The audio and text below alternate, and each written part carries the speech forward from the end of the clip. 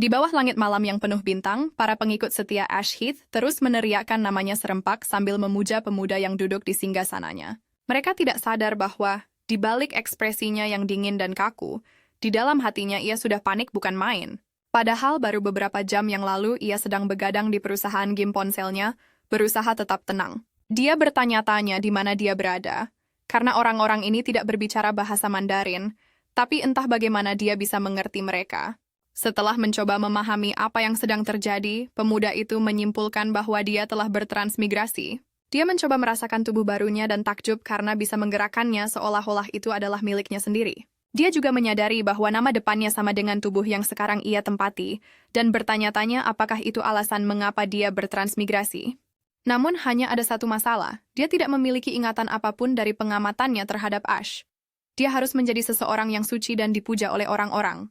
Dia tidak boleh salah langkah dan merasa gugup karena tidak tahu harus berbuat apa selanjutnya. Dia kemudian menatap para pengikut Ash Heath, seolah-olah mereka menunggunya untuk mengatakan sesuatu. Dia berkata pada dirinya sendiri bahwa para pengikut tidak akan mendengarkannya, bahkan jika dia mencoba menjelaskan bahwa dia juga korban, dan kemungkinan besar mereka akan menghukumnya. Tepat pada saat itu, para pengikut melanjutkan mantira mereka, memanggil Ash Heath yang agung. Berbagai warna cahaya berkumpul di sekitar Ash saat kultusnya terus memanggil nama sucinya yang akan menyelamatkan dunia mereka.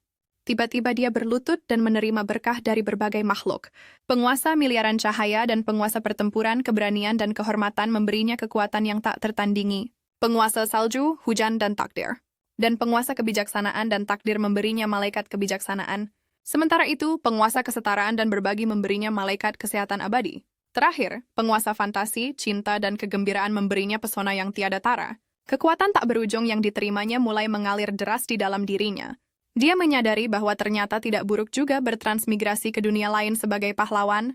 Baginya, ini mulai terasa seperti sebuah anugerah karena dia benar-benar menjadi pahlawan yang dipilih oleh 4 dewa dan disembah oleh pengikut yang tak terhitung jumlahnya. Sebentar lagi dia akan menyelamatkan dunia dari monster dan menikahi seorang putri cantik. Lamunannya terputus ketika para pendukungnya memperingatkannya bahwa para pemburu gila telah menemukan sarang mereka dan bahwa kelangsungan hidup mereka sekarang bergantung padanya. Dia kemudian menyeringai setelah mendengar nama musuh mereka. Jelas mereka adalah penjahatnya, seperti namanya, dia menghunus pedangnya dan menyuruh pengikutnya untuk memimpin jalan agar dia bisa menghabisi musuh. Tiba-tiba, sekelompok ksatria cantik menyerbu tempat itu, menantang Ash untuk berduel. Ash merasakan gelombang kekuatan di dalam dirinya, yang dianugerahkan oleh berkah para dewa. Dia mencoba berbagai jurus dan kekuatan yang didapatnya dari makhluk ilahi, dan memikirkan nama jurusnya, tetapi menahan diri karena ingin tetap sederhana. Dia mengayunkan pedangnya dan terpukau oleh aura pedang yang mampu membelah ruang. Namun, para pemburu membalas dengan cara yang jauh lebih kuat, menyebabkan sebagian besar pengikut Ash terluka parah. Ash sangat terkejut saat dia terlempar oleh serangan pemburu, menyadari bahwa dia bukan apa-apa dibandingkan dengan musuh-musuhnya, meskipun mendapat berkah dari 4 dewa.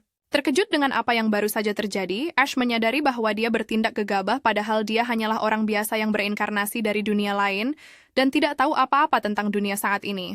Untuk sesaat, dia lupa bahwa dia pernah menjadi budak korporat yang dihajar oleh masyarakat dan bertindak gegabah. Pemburu itu memperkenalkan dirinya sebagai Geralt, anggota Biro Perburuan Kejahatan. Dia menyebutkan berbagai kejahatan Ash, penculikan, pembunuhan, perampokan, dan kasus kultus 4 pilar. Pria itu memberitahunya bahwa jika dia memiliki keluhan, dia dapat mengunjungi meja depan cabang Kaiman dan mengajukan keluhan resmi ke kantor wali kota. Pemburu itu menatapnya dengan senyum mengejek, mengatakan pada Ash bahwa dia seharusnya tidak melawan pemburu bersayap 3 seperti dirinya, karena dia tidak sebanding dengan 4 roh kekacauan bersayap gandanya.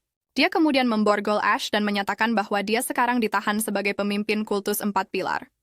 Hari itu dia memberikan kontribusi besar bagi keamanan kota karena Ash akhirnya dijebloskan ke penjara. Kemudian di Biro Perburuan Kejahatan, Ash sedang diwawancarai oleh seorang anggota staf. Dia menjawab pertanyaan-pertanyaan dasar, seperti nama dan jenis kelaminnya, tetapi mengklaim bahwa dia kehilangan sebagian besar ingatannya sehingga dia tidak bisa menjawab pertanyaan mereka. Pemburu lain bernama Amy kesal karena Ash memperlakukan mereka seperti orang bodoh karena dia menghindari pertanyaan.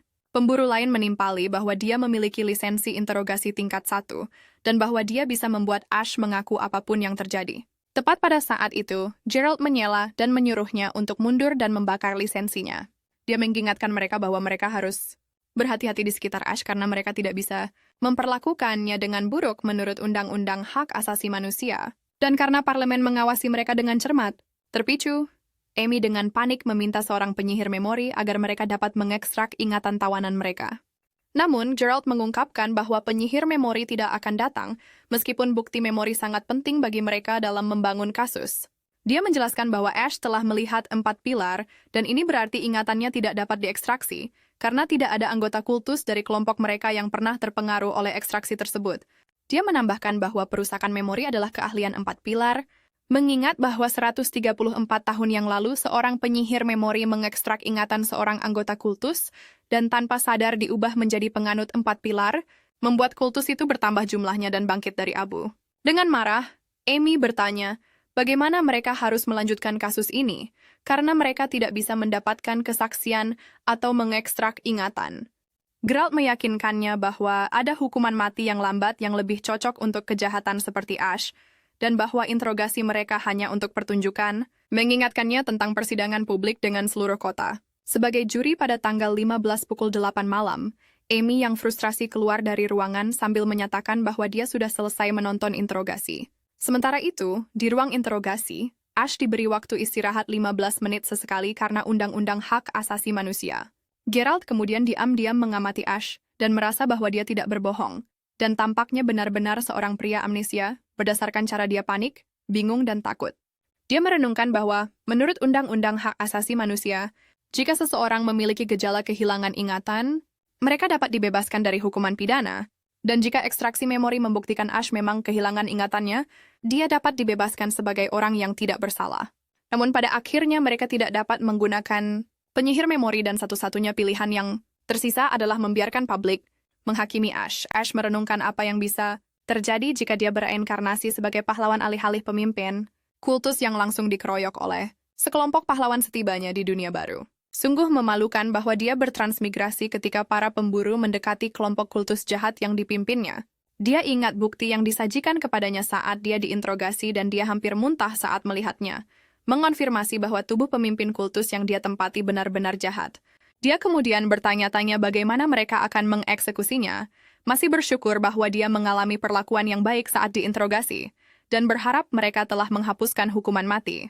Tiba-tiba dia merasakan lehernya menjadi panas dan sebuah pesan sistem muncul mengatakan bahwa dia diundang sebagai tamu istimewa di penghakiman bulan dara. Meskipun bingung, dia mulai mengetik balasannya, tetapi sistem memberitahunya bahwa dia dalam status penangkapan dan interogasi, sehingga pengiriman pesan untuknya telah dinonaktifkan. Dia menyadari bahwa dia dapat mengontrol sistem pesan menggunakan pikirannya, dan itu terlihat seperti versi ponsel pintar. Namun semua fitur sekarang terkunci dan tidak ada aplikasi yang dapat digunakan. Saat dia akan menutupnya, dia menemukan bahwa ada satu aplikasi yang dapat digunakan bernama Manual Penyihir Aurora. Dia terkejut melihat nama itu, karena itu adalah game ponsel yang dibuat perusahaannya di dunia asalnya. Dia ingat memimpin tim untuk perencanaan dan operasi game tersebut. Dia kemudian mengunduh demo dan bekerja semalaman, dan hal berikutnya yang dia tahu dia telah bertransmigrasi. Karena ini bisa menjadi kunci, dia memindahkan aplikasi itu ke layar berandanya, dan menganggapnya sebagai cheat transmigrasinya. Dia kemudian meluncurkan aplikasi dan segera dibombardir oleh banyak tanda peringatan. Karena tidak ada jaringan, dia hampir menyerah, tetapi kemudian menerima pesan bahwa sistem pencarian berfungsi normal. Setelah diperiksa, hal-hal yang hanya berfungsi adalah sistem gacha dan isi ulang. Dia kemudian mencoba 2 tombol aktif dan diarahkan ke layar isi ulang. Namun, dia tidak punya uang sehingga dia tidak bisa berbuat apa-apa tentang game tersebut. Dia mencoba sekali lagi tetapi masih meminta uang, membuatnya ingat bahwa perusahaannya yang membuat game itu. Saat dia menyerah, sistem check-in dipulihkan dan dia berhasil check-in. Dia kemudian mendapatkan satu kristal sumber yang digunakan untuk melakukan pencarian operator 10 kali dan menjamin setidaknya 1 operator per penggunaan. Karena putus asa, dia memanfaatkan operator yang ingin menghindari penghakiman darah. Dia menutup matanya rapat-rapat, berharap akan mendapatkan operator yang kuat. Setelah melihat keterampilan yang didapat karakter Berserker Sword Maiden, Ash menggeram frustrasi. Karena bahkan karakter awal membutuhkan leveling yang lambat agar bisa digunakan. Dia kemudian melihat operator lain dan memeriksanya, terkejut melihat bahwa karakter yang muncul di hadapannya adalah dirinya sendiri. Dia menyadari bahwa game tersebut tampaknya merujuk padanya, dan bahwa dia dapat berbagi poin pengalaman dengan operator lain. Dengan ini dia menyadari bahwa jika dia bisa melatih Berserker Sword Maiden, dia bisa menjadi lebih kuat seiring dengan semakin kuatnya gadis itu, Dan ini mungkin kesempatannya untuk melarikan diri dari penjara. Dia kemudian memeriksa inventaris itemnya dan menganggap bahwa dia mendapatkan item pelatihan yang sempurna untuk operatornya. Dia kemudian menemukan bahwa suasana hati operator memengaruhi hasil pelatihan. Jadi semakin baik suasana hati karakter, semakin kuat jadinya. Dia harus menjaga suasana hati gadis itu dan menyeimbangkan hidupnya, terlepas dari kenyataan bahwa dia akan dieksekusi. Setelah memperbaiki suasana hati gadis itu, dia kemudian mendaftarkan Berserker Sword Maiden ke dalam manual penyihir. Saat dia mengonfirmasi, pelatihan untuk Berserker Sword Maiden di dalam game dimulai. Ash mencoba menunggu dengan sabar, tetapi kelelahan dari peristiwa hari itu menguasainya.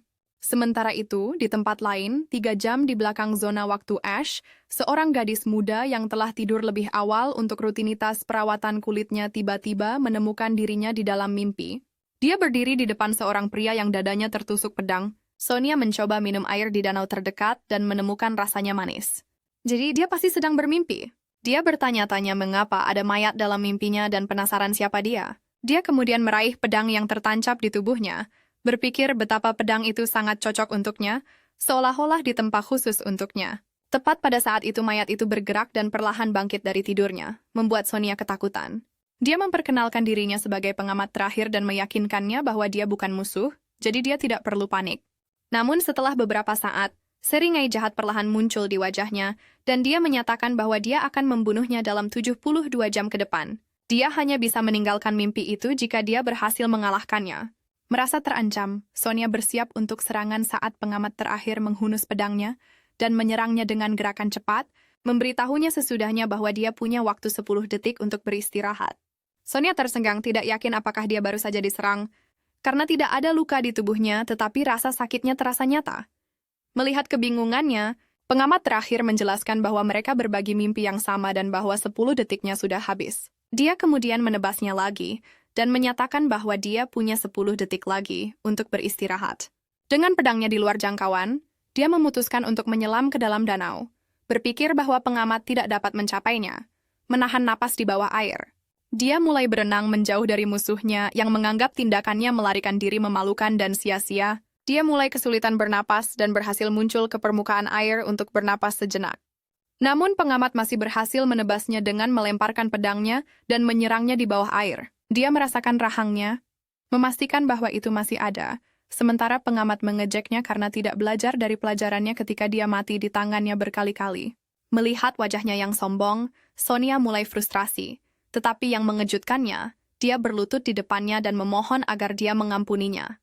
Matanya berlinang air mata saat dia memohon padanya untuk berhenti menyiksanya, berjanji bahwa dia akan patuh. Pengamat itu menyeringai, mengatakan padanya bahwa dia hanya akan puas jika dia berhasil mengalahkannya. Terpicu, dia berjalan ke arahnya dan menuntut untuk tahu mengapa dia begitu ingin membunuhnya, padahal dia bahkan tidak berbuat salah padanya. Dia mencoba beralasan bahwa ada lebih banyak orang jahat yang bisa dia balas dendam. Dia bersikeras bahwa dia hanyalah seorang gadis rapuh yang tidak tahu apa-apa. Namun, pengamat memberitahunya bahwa dia telah berbuat salah padanya sebelumnya dan melanjutkan untuk menyerangnya lagi saat mencoba beristirahat. Sonia bertanya apakah tinggal dalam mimpi selama 72 jam pada akhirnya akan membuatnya lolos dari situasinya. Pengamat membenarkan hal ini, tetapi bagi kematian, 72 jam adalah keabadian, dan dia bertanya apakah dia bisa menahan kematian berulang kali. Dia juga mempertanyakan apakah dia bisa mempercayai apapun yang dikatakannya ketika dia terus membunuhnya. Lebih dari itu, bahkan jika dia selamat malam ini, tidak ada jaminan bahwa dia bisa selamat malam berikutnya. Dia kemudian meraih pedangnya lagi dan memberitahunya bahwa setelah dia merasakan kematian, dia seharusnya tidak berharap akan keajaiban. Dalam satu gerakan cepat, pengamat mengayunkan pedangnya ke arahnya, tetapi dalam putaran yang mengejutkan, Sonia mampu menetralkan serangan itu dengan pedangnya sendiri. Sonia terus dikalahkan berkali-kali.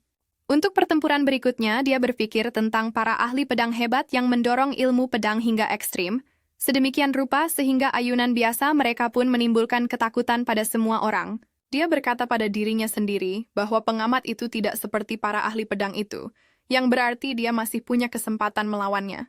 Luka sayatan yang dia timbulkan pada pengamat secara ajaib sembuh dengan sendirinya. Sonia tersenyum, melihat ini sebagai bukti bahwa mimpi itu tidak memberinya ruang untuk keuntungan. Dia memulai pertempuran dengan menyerang. Seperti yang dia prediksi, pengamat membuka dengan serangan awal yang biasa. Jadi dia bisa memblokirnya.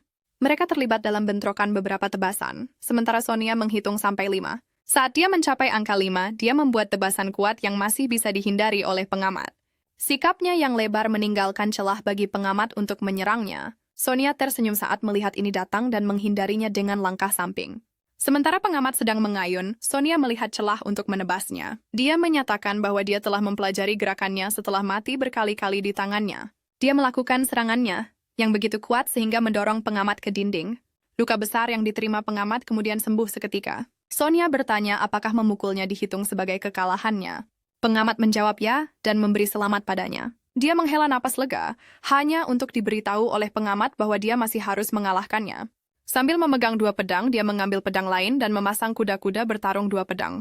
Dia menyatakan ini adalah awal dari babak kedua dan memperingatkannya bahwa tidak akan ada waktu istirahat 10 menit kali ini. Sonia kemudian mendengar seseorang memanggil namanya dan terbangun dari mimpinya dengan tampak kelelahan. Teman sekamarnya, Ingrid, memberitahunya bahwa sudah pukul 7 pagi dan dia harus bersiap-siap untuk kelas pendidikan umum. Sonia memberitahunya bahwa dia pikir dia mengalami mimpi buruk. Ingrid tidak menganggap ini sebagai masalah besar dan pergi ke kelas. Sonia menjalani rutinitas paginya dan pergi ke kelas. Dia adalah salah satu dari banyak mahasiswa di ruang kuliah yang menghadap profesor di atas panggung. Saat dia menulis catatannya, dia berpikir tentang pengalamannya dengan pengamat dan apakah itu semua benar-benar hanya mimpi. Dia ingat bagaimana ketika dia akhirnya mengalahkan pengamat. Dia memperingatkannya bahwa hidupnya baru saja akan dimulai. Sonia berjanji untuk tidak membiarkan pengamat mengendalikan hidupnya. Sementara itu, Ash baru saja bangun di kamar mewahnya, jauh di dalam penjara Shattered Lake di kota Chamon. Dia bingung mengapa dia merasa sangat lelah dan babak belur, meskipun sudah tidur nyenyak semalaman. Dia memeriksa layar holonya dan pemberitahuan dari Gim manual penyihir memberitahunya bahwa ikatannya dengan Berserker Sword Maiden telah semakin dalam. Dia terkejut bahwa mengatur pelatihan dapat memperkuat ikatan. Dia senang bahwa dia telah merencanakan kegiatannya sebelumnya dan ingin Sword Maiden-nya terus berlatih. Sementara itu, Sonia merasakan sakit yang menusuk di dadanya. Meskipun demikian, dia berdiri untuk menjawab pertanyaan profesor dengan senyum ceria. Para mahasiswa terkesan bahwa dia menjawab pertanyaan sulit itu dengan benar, terutama seorang anak laki-laki yang berbisik tentang kecantikan dan kecerdasannya. Sonia memperkenalkan dirinya kepada para pembaca manga dan menceritakan tentang asal-usulnya yang sederhana. Berasal dari sebuah desa kecil, dia ingat menyelesaikan kursus pendidikan dasar yang membawanya diterima di Universitas Swordflower. Dia bangga mengatakan bahwa dia adalah satu-satunya orang dari kampung halamannya yang diterima di universitas tersebut dalam 20 tahun terakhir. Pada hari dia pertama kali menginjakkan kaki di halaman sekolah, orang-orang berbisik tentang penampilannya sebagai gadis desa saat dia lewat. Setelah sebulan, dia belajar merias wajah dan memadupadankan pakaiannya, sambil juga menyempurnakan aksen kota, berubah menjadi siswa menonjol seperti sekarang ini berkat penampilannya yang menarik. Dia mendapatkan beberapa pekerjaan paruh waktu dan menjadi populer. Dia mengikuti banyak kegiatan sekolah, dan menjadi pembawa acara di berbagai acara, menjadi selebriti sekolah. Saat berjalan di halaman kampus, dia mengenang langkah pertamanya masuk ke universitas dan betapa naifnya dia saat itu. Dia pergi keluar gerbang kampus untuk mencari seseorang. Dia menemukan ibunya, yang memanggilnya Linda. Sonia menyuruhnya untuk menggunakan nama barunya. Sang anak bersemangat untuk menunjukkan ibunya berkeliling kota dan mengajaknya naik kereta. Saat mereka naik, Sonia menunjukkan kepada ibunya pemandangan yang sama berupa jalanan bersih, gedung pencakar langit yang menjulang tinggi, dan mobil-mobil mewah yang ramping yang dilihatnya saat pertama kali tiba. Dia ingat betapa terpesonanya dia melihat orang-orang yang sopan dan papan reklaim LED yang memutar iklan siang dan malam. Sekarang dia mengamati betapa bahagianya ibunya melihat pemandangan kota. Sonia ingat bagaimana ibunya membesarkannya sendirian setelah ayahnya yang pemabuk dan kasar meninggal. Dia ingat ibunya melakukan semua pekerjaan kasar di pertanian mereka, sehingga Sonia punya banyak waktu untuk belajar. Sonia merasa beruntung, karena anak-anak lain seusianya bekerja di pabrik dan menghabiskan seluruh hidup mereka di kota kecil itu. Saat dia menunjukkan lebih banyak tentang kota kepada ibunya, dia bertekad untuk membiarkannya menikmatinya sebanyak mungkin. Sonia membawanya ke sebuah truk makanan, lalu ke sebuah toko pakaian di mana dia menawarkan untuk membelikan ibunya sebuah gaun. Dia kemudian menunjukkan kepada ibunya sebuah restoran mewah, tetapi ibunya tidak mau makan di sana. Kemudian mereka duduk di bangku di taman sambil makan makanan ringan di samping air mancur. Kemudian Sonia menemani ibunya ke stasiun kereta untuk perjalanan pulangnya ke kota kecil mereka. Sebelum dia pergi, Sonia memintanya untuk tinggal 1 malam lagi. Ibunya menolak, mengatakan dia tidak terlalu nyaman di kota. Sonia berjanji akan membawanya ke kota lagi suatu hari nanti dan memberinya kehidupan mewah. Ibunya memegang tangannya dan mengatakan dia percaya padanya dan bahwa dia bisa melakukannya. Dia menasihati putrinya untuk mengingat bahwa apapun yang terjadi, dia selalu bisa pulang ke rumah di mana makanan hangat selalu menunggunya. Dia mengatakan kepada Sonia bahwa dia pikir kota ini terlalu rumit, dan mungkin lebih baik pulang dan menjalani kehidupan yang tenang. Dia memberi putrinya sekantong uang, mengatakan padanya bahwa dia tidak menghabiskan uang di rumah. Saat sang ibu naik kereta, dia meyakinkan putrinya bahwa dia baik-baik saja. Sonia memeriksa isi tas dan melihat ada permen juga di dalamnya. Tepat saat dia memasukkan uang itu ke dalam tas sampingnya, seorang pria mendekatinya dari belakang. Pria itu mengeluarkan pisau cukur kecil dan menggunakannya untuk membuat lubang di tas. Sonia memukul tangan pria itu, membuatnya menjatuhkan pisau cukur tanpa menoleh padanya. Sonia meninggalkan stasiun kereta. Dia pergi ke tengah jalan-jalan yang ramai untuk mengagumi lampu dan hiruk-pikuk kota. Dia berkata pada dirinya sendiri bahwa kerumitan kota adalah tempatnya berada. Sudah larut malam dan Sonia mencoba meyakinkan penjaga di universitasnya untuk mengizinkannya masuk, meskipun sudah melewati jam malam. Setelah mencoba menarik simpatinya, dia akhirnya diizinkan masuk. Saat dia berjalan melintasi kampus, dia tersenyum, tahu kecantikannya adalah senjata yang membuatnya bisa masuk. Dia merenungkan bagaimana kecantikan adalah kekuatan di dunia mereka, dan percaya itu adalah alasan utama dia bisa masuk ke masyarakat kelas atas. Sambil menaiki tangga ke asramanya, dia diam-diam berterima kasih kepada ibunya untuk celana jeans yang membantunya berbaur. Saat dia mendekati kamar asramanya, dia mendengar salah satu teman sekamarnya berbicara tentang betapa terlambatnya Sonia, menebak bahwa dia mungkin sedang menggoda seorang pria kaya. Sonia menempelkan telinganya ke pintu untuk lebih mendengar teman sekamarnya yang penuh kebencian, yang terus berbicara buruk tentangnya. Gadis di dalam kemudian menyebutkan melihat Sonia bersama ibunya di luar kampus, berspekulasi bahwa ibunya pasti malu dengan putrinya. Ini memancing kemarahan Sonia, dan dia bersiap-siap untuk memutar kenop pintu dan menghadapi mereka. Tepat saat dia akan melakukannya, dia mendengar dentang keras yang membungkam gadis yang sedang berbicara itu. Ingrid kemudian membuka pintu, mengucapkan selamat malam pada Sonia dan pergi. Sonia melihat ke dalam dan melihat bekas pukulan baru di karung tinju di sebelah pintu. Dia menyadari Ingrid memukulnya untuk membungkam para penggosip. Dua orang yang tersisa di ruangan itu adalah teman sekamarnya, Lois dan anjing kecil Lois, Adele. Sonia menjelaskan bahwa Lois adalah putri seorang pedagang lokal yang selalu melontarkan hinaan pasif-agresif tentang latar belakang.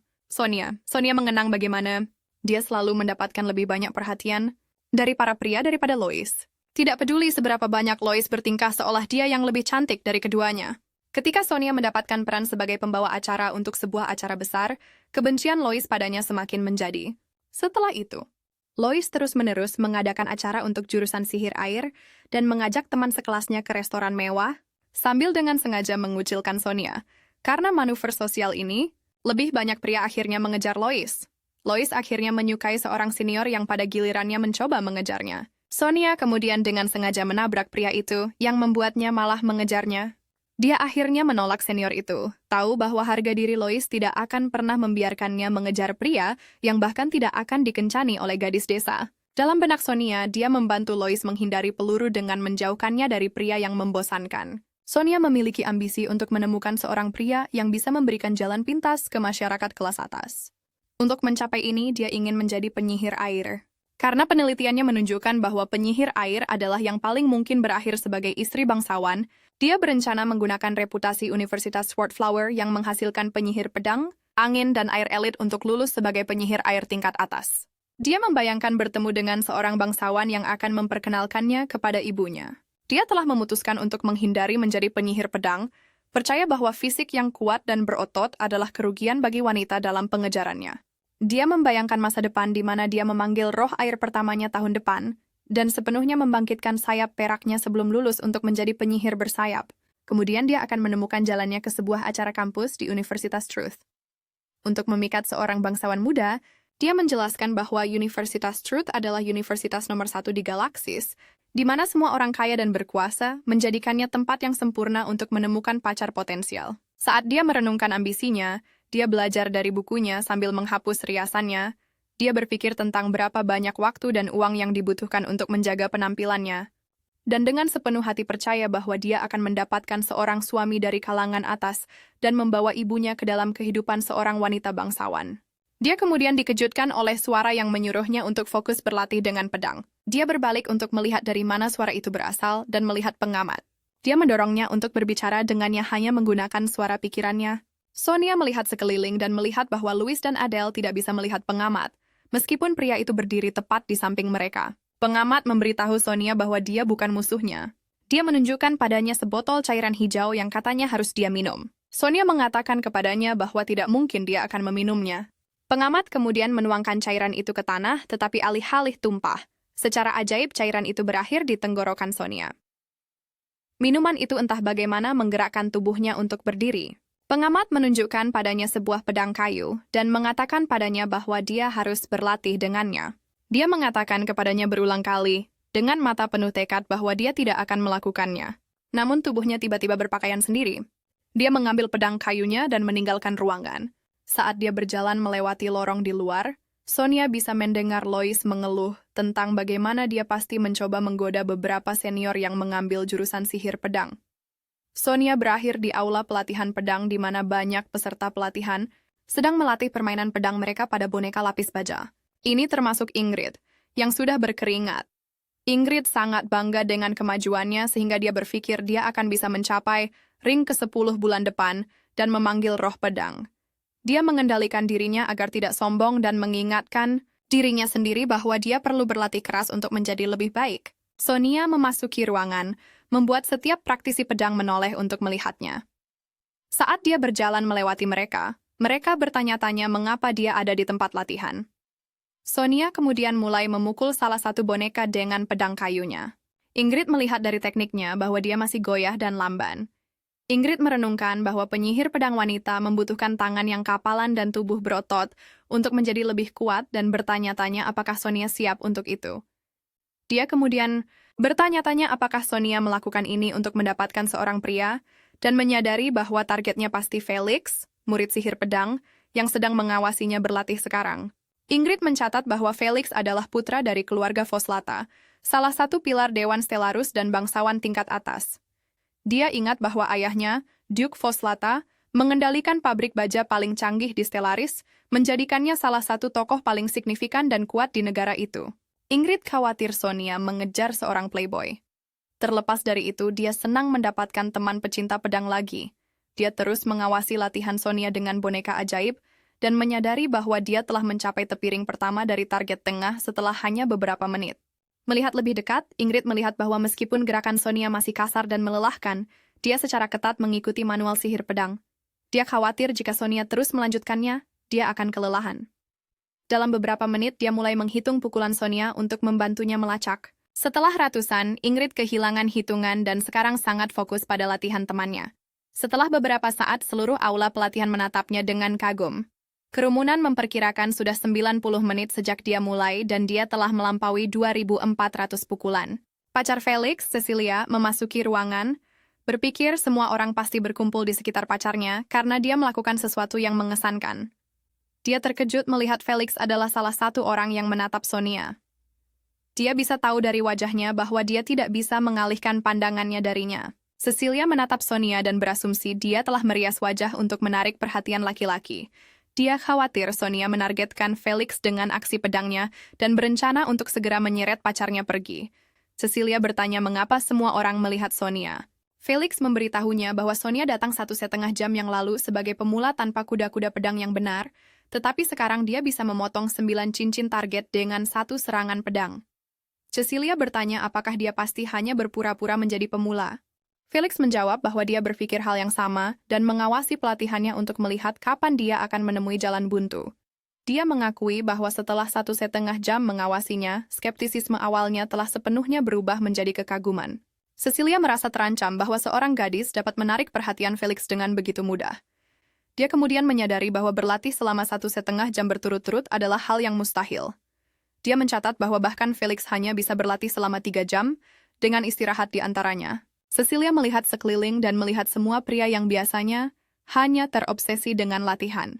Berhenti untuk menyemangati Sonia saat dia terus menyerang boneka latihan, Cecilia melepaskan lengan Felix, percaya bahwa dia baru saja mengalami kekalahan total dari Sonia dalam permainan merebut minat Felix.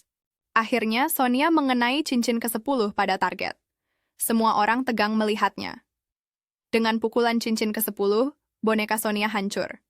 Kerumunan bersorak-sorai. Sekarang Sonia beristirahat. Dia menyadari bahwa dia sekarang jauh lebih dekat untuk memanggil roh pedang dan menjadi penyihir sayap. Dia tidak percaya bahwa mimpinya tentang kehidupan yang bebas dari rasa khawatir sudah di depan mata.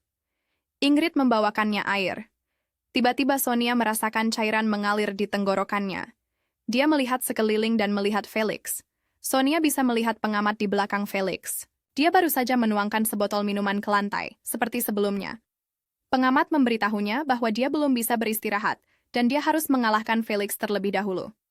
Pengamat memberitahu Sonia bahwa dia hanya ingin mengatur pertarungan antara dia dan orang terkuat di ruangan itu. Dia bahkan senang melihat bahwa orang terkuat itu kebetulan seorang bangsawan, karena dia suka ketika bangsawan dipukuli habis-habisan. Sonia meminta untuk beralih ke orang lain, karena dia tidak ingin terlibat dengan Felix. Dia menjelaskan bahwa dia tahu Felix adalah seorang playboy di Universitas Swordflower. Dia ingat selalu melihatnya dengan mobil mewah dan berganti pacar setiap 3 hari.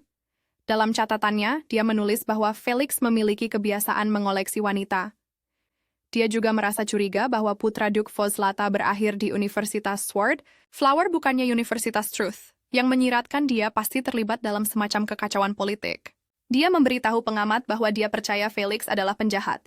Sayangnya baginya, pengamat berpikir itu sempurna baginya untuk menghadapi seseorang seperti dia.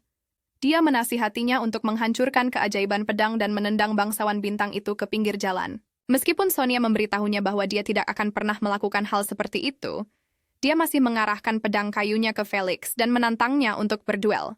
Kerumunan menjadi liar.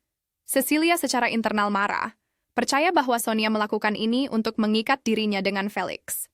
Pada saat yang sama, Sonia secara internal menggulangi bahwa dia tidak akan menghadapi Felix.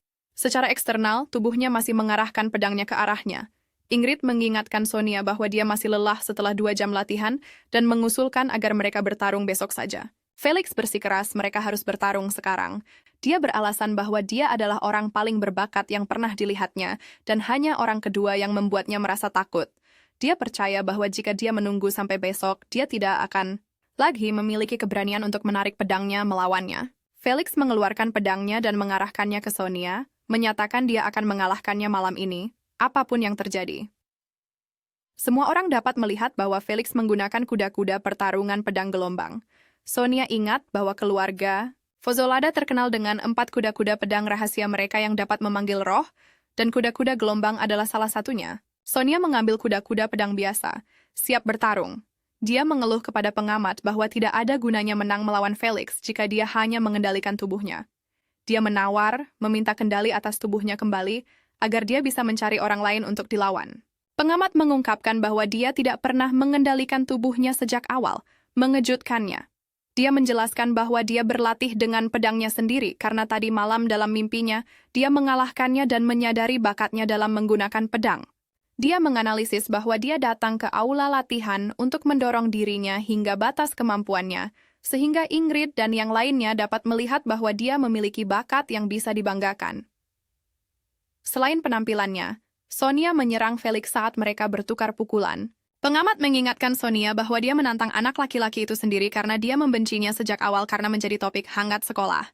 Felix bisa tahu dari gerakan lawannya bahwa dia kuat, tetapi dia melanjutkan serangannya, yakin bahwa Sonia masih bukan tandingan gaya pedang gelombangnya. Beberapa serangannya memaksa Sonia mundur. Saat ini terjadi, pengamat mengingatkannya bahwa tidak peduli seberapa berbakatnya dia, Felix masih tak terkalahkan karena kuda-kuda gelombangnya. Dia menyemangatinya dengan menekankan bahwa ada orang yang terlahir dengan segalanya yang akan mengunggulinya dalam segala hal. Ini mendorongnya untuk mengimbangi gerakan Felix, membuatnya bertanya-tanya dari mana dia mendapatkan staminanya.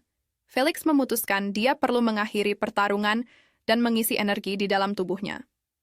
Saat cahaya menerangi ruangan, pengamat terus memberitahu Sonia bahwa dia menggenggam pedang kayu itu, pergi ke tempat latihan atas kemauannya sendiri, dan menantang orang terkuat di ruangan itu, hanya untuk membuktikan bahwa dia tidak lebih buruk dari siapapun. Tiba-tiba, yang mengejutkan semua orang, Sonia meniru kuda-kuda gelombang Felix. Kerumunan orang kagum melihat bagaimana dia mempelajari kuda-kuda yang sama setelah hanya melihatnya. Cecilia berpikir rencana Sonia adalah mempermalukan Felix, lalu membiarkan dirinya kalah untuk menjanjikan duel berikutnya dan meningkatkan peluang mereka untuk dekat. Kedua lawan saling menyerang untuk langkah terakhir.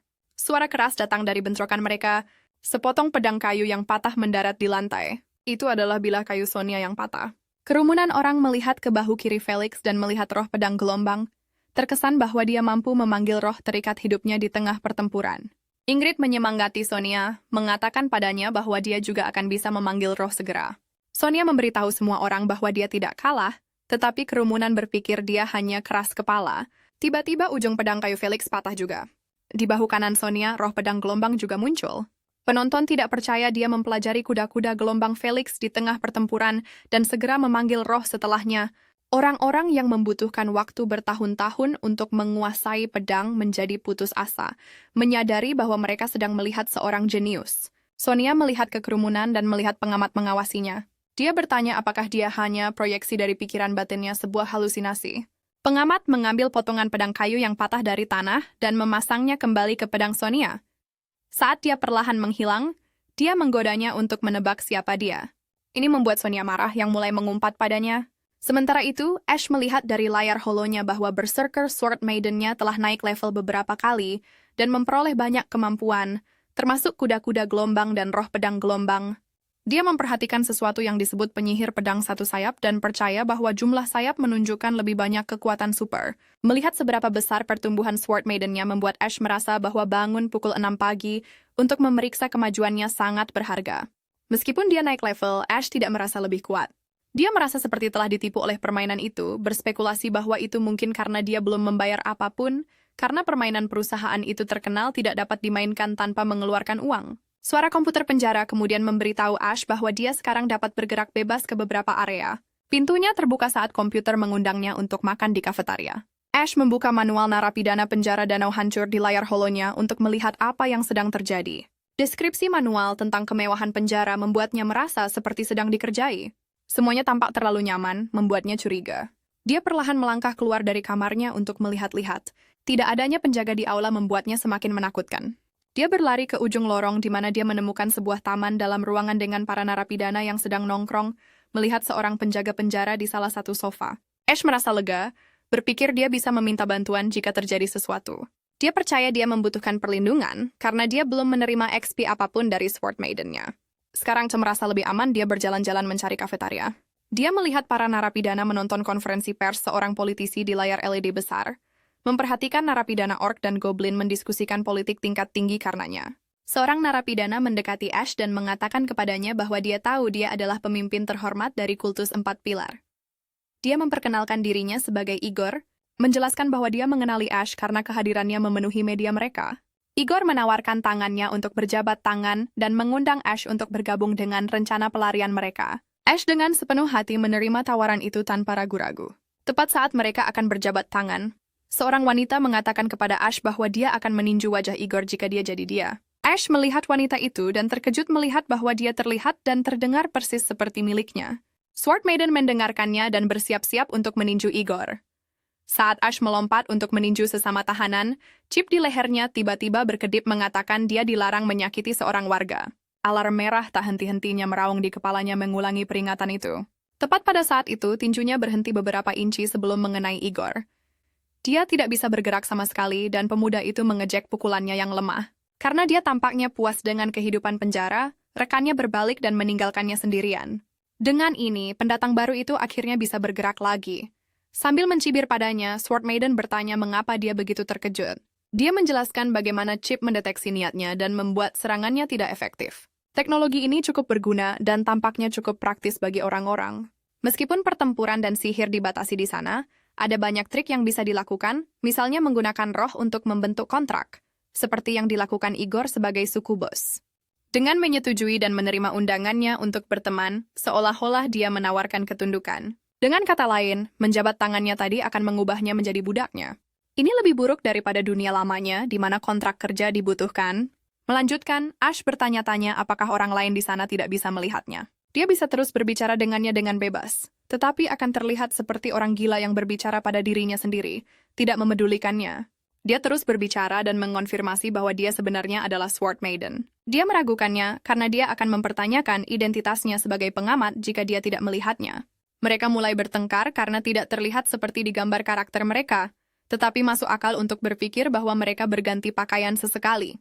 Ash salah paham dan menyuruhnya membantunya melarikan diri, tetapi dibiarkan dalam kebingungan saat dia dengan tegas menolak melakukannya. Sword Maiden mempertanyakan mengapa dia akan membebaskannya ketika tempat itu cocok untuk sampah tak berguna seperti dirinya. Faktanya, dia bisa pensiun dini dan menjalani kehidupan yang selalu diimpikannya di sana. Pemuda itu berpendapat bahwa dia dijebak dan harus menghadapi semacam penghakiman bulan. Saat dia menertawakannya, dia merengek dan mulai menyebut dirinya sebagai atasannya, tetapi kata-katanya terpotong saat dia memelototinya dan mempertanyakan siapa dia sebenarnya. Menantangnya untuk menyelesaikan kalimatnya, dia menusuk dahinya beberapa kali dalam sekejap, dan tindakannya cukup keras sehingga dia terpaksa duduk di sofa. Sambil mencondongkan wajahnya ke dekat wajahnya, dia menatapnya dan bertanya apakah dia akan menyebut dirinya tuannya. Tidak lagi tersenyum, dia bertanya-tanya apakah itu salah baginya untuk melakukannya. Dia hanya karakter virtual dan tanpanya pemain dia akan lenyap. Cara dia menyampaikannya membuat ekspresinya semakin gelap. Dan dia tidak punya pilihan selain mengertakkan gigi dan menerimanya sekarang. Dengan suara yang lebih tinggi, Ash mengatakan dia bukan tuannya, tetapi bersikeras bahwa dia juga bukan pelayannya. Jika dia tidak bisa memperlakukannya sebagai sederajat, maka dia sebaiknya kembali ke permainannya sebagai data. Sword Maiden menatapnya sejenak dan cemberutnya yang singkat berubah menjadi seringai penuh arti. Dia berbalik, mengonfirmasi bahwa dia hanyalah karakter virtual yang lahir dari pikirannya. Namun dia harus ingat apa yang dia katakan tentang dia tidak akan pernah menjadi tuannya. Seorang pemuda disuruh bersumpah dan akan dikutuk kehilangan wajahnya selama 1 dekade jika dia berbohong, tanpa sedikit pun keraguan di wajahnya. Dia melakukan seperti yang diperintahkan dan berjanji dengan senyum puas. Dia memanggilnya untuk berbicara sambil berjalan. Alih-alih melarikan diri, mereka akan sarapan, karena dia sangat lapar. Konon, dia tidak bisa benar-benar membantunya bahkan jika dia mau. Tidak terlihat, tidak tersentuh, dan tidak dapat memengaruhi dunia fisik, bagaimana dia bisa membantunya melarikan diri? Alasan dia ada di sana sekarang adalah karena hubungan mereka sebagai Sword Maiden dan pengamat. Akhirnya tiba waktunya untuk mentransfer poin pengalaman yang didapatnya karena dipaksa berlatih begitu banyak. Dengan gembira, dia membuka lengannya untuk menerima semuanya. Dia memarahinya lagi karena dengan bodohnya berpikir bahwa begitu mudah mendapatkan apa yang telah dia usahakan, bertanya-tanya bagaimana seharusnya dia mendapatkannya. Ash disuruh melawan orang dan membiarkan pengalaman itu menular ke tubuhnya. Secara alami, dengan penuh semangat melihat sekeliling, dia menemukan target untuk ditantang. Lang berotot, bertato, penuh bekas luka, dan secara umum terlihat seperti telah membunuh ratusan orang, pada dasarnya memintanya. Tahanan muda itu menumpahkan segelas susu pria itu, menumpahkannya ke seluruh kepalanya, dan dengan acuh tak acuh meminta maaf, meskipun dia yang memulainya. Energi iblis membuatnya gemetar ketakutan, tetapi yang mengejutkannya. Pria kasar itu dengan manis menyuruhnya untuk berhati-hati dan mencoba susu kafetaria. Terenggangga karena terkejut, Ash melakukan seperti yang diperintahkan dan mengambil nampan makan siangnya, duduk di meja dengan makanan di depannya. Dia mendengar tawa yang keras dan menghina. Sword Maiden tertawa terbahak-bahak, tidak bisa menahan reaksinya terhadap situasi yang konyol itu. Karena chip di leher mereka, segala bentuk agresi dilarang bahkan yang disengaja. Setiap upaya untuk tidak mematuhi atau mengeluarkannya akan menyebabkan kejutan yang menghentikan jantung dikirim ke tubuh mereka. Dia harus menemukan cara untuk ikut serta dalam pertempuran tanpa mengandalkannya. Seperti ibunya yang ikut bermain, dia bertingkah seperti balita. Memintanya susu, tetapi tindakan mencari mati itu membuatnya terlempar jauh. Dia dengan ringan menabrak Lang dari sebelumnya dan pertemuan ini memberinya kesempatan untuk berkenalan dan bertanya-tanya. Secara langsung salah memahami keramahannya. Pria berotot itu mengatakan dia sudah punya pacar. Ash mencoba mengklarifikasi, tetapi kebingungan semakin menjadi. Meskipun dia pasti orang yang baik, narapidana itu setia pada pasangannya dan tidak bisa ragu. Melanjutkan, mereka sampai pada pertanyaan anak itu. Meskipun mereka masih belum melewati kesalahan menggoda, Ash tidak punya pilihan selain memotongnya dan bertanya tentang cara bertarung di penjara. Ekspresi Lang berubah dan dia berkata dia datang ke orang yang tepat jika dia ingin menggunakan ototnya. Dia adalah anggota Deathmatch Society, yang memiliki izin untuk sementara mencabut batasan chip. Terkejut, Ash bertanya-tanya apakah sipir benar-benar mengizinkan mereka bertarung sampai mati. Seseorang mungkin mati, tetapi itu tidak akan membuat petarung menjadi pembunuh. Di samping arena ada ruang medis, di mana orang bisa dihidupkan kembali, jika diselamatkan dalam waktu 5 menit. Bahkan jika seseorang benar-benar mati, penjara tidak peduli. Di tengah penjelasannya, Lang tiba-tiba mengenali anak itu sebagai pemimpin kultus pilar. Dia keluar jalur lagi, berbagi bahwa dia cukup tertarik pada kultus itu. Kembali ke topik, dia mengatakan dapat dimengerti bahwa dia sangat ingin bergabung dengan perkumpulan itu karena tanggal 15 sudah dekat. Karena si pendatang baru terlihat sama sekali tidak tahu apa-apa, si veteran menjelaskan pentingnya tanggal tersebut. Semua orang di penjara berada di hukuman mati, dan mereka diberi kehidupan yang hebat di dalam, karena satu-satunya hal yang menunggu mereka pada akhirnya adalah kematian mutlak. Ash sudah menduganya, tetapi setelah dikonfirmasi membuat tubuhnya membeku. Penghakiman bulan adalah sebuah pertunjukan pada tanggal 1 dan 15 setiap bulan dan menghasilkan pendapatan siaran yang besar. Dengan kata lain, menonton eksekusi populer di dunia ini. Dia jatuh berlutut tak percaya, tetapi menjadi cerah saat diberitahu bahwa ada cara untuk lolos dari acara tersebut. Semua narapidana memulai dengan 50 poin, yang turun 10 setiap bulan. Jika seseorang mencapai 0, mereka tidak dihukum. Tetapi semakin rendah jumlah poin seseorang, semakin dekat mereka untuk berpartisipasi dalam penghakiman. Inilah yang pada dasarnya menentukan partisipasi mereka. Ada banyak cara untuk mendapatkan poin, dan yang termudah adalah dengan menciptakan nilai. Berdasarkan keterampilan dan kemampuan mereka sendiri, mereka dapat menemukan sesuatu untuk ditawarkan kepada penjara. Konon, sebagian besar narapidana hanyalah pembunuh tanpa bakat khusus untuk dimanfaatkan. Pertandingan maut bekerja pada sistem yang mempertaruhkan poin di mana pemenang mengambil semuanya. Sebelum naik ke panggung, sebagian besar dari mereka harus memakai semacam riasan. Saat dia mengatakan ini, Lang menjilati gelas susunya dan memastikan bahwa anak itu masih ingin bergabung dengan perkumpulan setelah apa yang dia dengar. Dengan ini, dia dibawa ke arena untuk melihat tempat itu. Pertandingan pertama hari itu membutuhkan taruhan 1 poin, dan jumlah ini meningkat di setiap pertandingan. Awalnya lambat, tetapi taruhannya bertambah karena itu. Orang-orang menggunakan pertarungan awal untuk mengukur orang lain, memahami kelemahan mereka. Dengan penghakiman yang akan segera datang, tempat itu pasti akan sibuk. Sambil berjalan dalam kegelapan, dia bertanya pada Ash apakah dia ingin membeli daging. Daging sering jatuh dari arena, dan itu adalah salah satu cara untuk menghabiskan poin kontribusi mereka. Memberikan senyum licik, mereka memasuki aula di mana Lang disambut dan disebut sebagai si rakus. Melihat anak laki-laki bersamanya, mereka mengolok-olok dan bertanya apakah dia pacar barunya. Tetapi sindiran tentang hubungannya membuat pria itu mengancam mereka dengan hukuman. Itu berhasil dan orang-orang yang merepotkan itu mundur, yang memungkinkan Ash diperkenalkan secara resmi. Dia secara acak memilih seseorang untuk diganggu, tetapi menyadari bahwa Lang pasti terkenal di sana. Ada pertarungan yang sedang berlangsung antara Tiger dan Rudder. Di tengah arena, seorang lelaki tua menahan serangan dari seorang orc besar. Orc itu sudah lama tidak bertarung dan membuat kesalahan dengan memilih lelaki tua itu.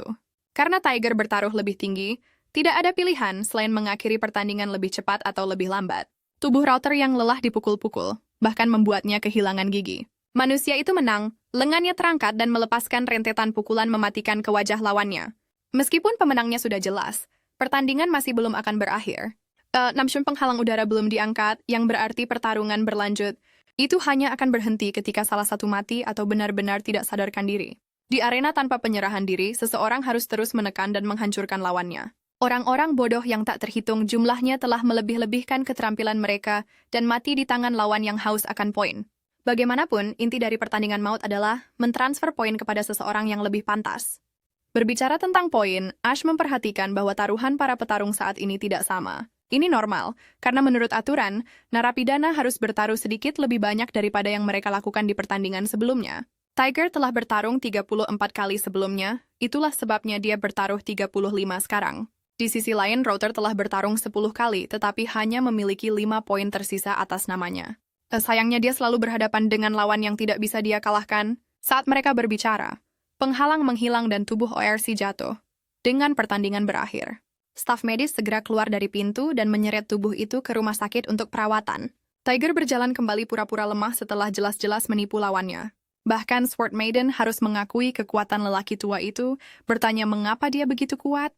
Yang lain menjelaskan bahwa mana masih dibatasi di arena, tetapi serangan fisik diizinkan. Sebagian besar penyihir di dunia mereka tidak jauh berbeda dari orang normal jika mana mereka disegel. Namun beberapa orang terpilih disebut penyihir tubuh yang menyempurnakan tubuh dan teknik fisik mereka. Melangkah lebih jauh, ada tipe yang mengubah tubuh mereka hingga ke titik di mana peningkatan tidak memudar. Tiger adalah contoh tipe ini dan dia disebut penyihir masokis. Ash disuruh masuk ke arena karena dia sudah ada di sana. Sword Maiden menyuruhnya untuk memilih seseorang yang bertarung dengan tinju dan menasihatinya untuk melakukan hal yang sama. Bagaimanapun dia mungkin terlalu lemah untuk memegang senjata cukup lama, dia dengan patuh berbalik dan bertanya kepada seseorang apakah dia bisa menemukan lawan tangan kosong. Sosok misterius itu senang, karena dia adalah tipe orang yang dicarinya. Ash dengan jujur mengakui bahwa dia hanya bertaruh 1 poin, jadi dia tidak akan mendapatkan banyak dari memangsa dia. Untungnya tahanan itu tidak keberatan dan mengatakan dia bahkan akan memberinya beberapa poin miliknya sendiri. Tepat pada saat itu, Igor melangkah ke dalam cahaya, mengklaim memiliki tinju selemah miliknya, bersiap-siap untuk pertandingannya. Kata-kata penonton membuat Ash menyadari bahwa itu tidak akan menjadi pertarungan yang mudah. Igor bersikeras bahwa itu harus menjadi pertarungan yang adil, terutama karena dia adalah pemimpin kultus 4 pilar. Berdasarkan sorak-sorai, sepertinya lawan ini bukanlah tipe yang bertarung secara langsung. Dia menjadi penuh harapan mengingat nasihat Sword Maiden tentang tidak menyetujui apapun yang ditawarkannya. Namun Sword Maiden dengan menghina menertawakan ambisinya yang kosong. Dia terus-menerus mengatakan tidak akan menerima apapun. Tapi di sanalah dia, dengan rela melangkah ke atas ring mengikuti tantangan Igor, menyadari bahwa dia dengan bodohnya menyetujui sebuah pertandingan. Dia gemetar saat berjalan maju. Dia tidak tahu mengapa, tetapi dia langsung yakin bahwa bertarung adalah satu-satunya pilihan. Jatuh ke dalam perangkap Succubus. Pikiran untuk mengatakan tidak bahkan tidak ada di kepalanya. Momen tepat saat dia terpikat masuk ke dalam kepalanya. Sword Maiden mengulangi bahwa dia tidak boleh sembarangan menanggapi undangan siapapun. Dia adalah pengamat terakhir dan karena itu, dia harus menolak semua yang datang kepadanya. Dengan jawaban tidak yang datar, satu-satunya jalan ke atas adalah dengan merebut takdirnya dengan kekuatannya sendiri, seperti iblis. Lord Ash berbalik, ironisnya, menolaknya seperti yang dia sarankan. Begitu saja. Penghalang arena aktif dan pertempuran dimulai. Pembatas chip terlepas dan seperti belenggu yang terlepas. Igor tidak membuang waktu dan berlari dengan tinju terkepal. Pemuda itu secara naluriah mengangkat tangannya untuk berjaga.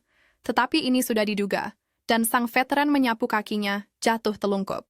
Ash berguling dan mencoba mendapatkan kembali keseimbangannya, tetapi menemukan lawannya tepat di sampingnya. Pukulan kuat mendarat di perutnya yang tidak terlindungi dan dampaknya membuatnya muntah ke seluruh lantai.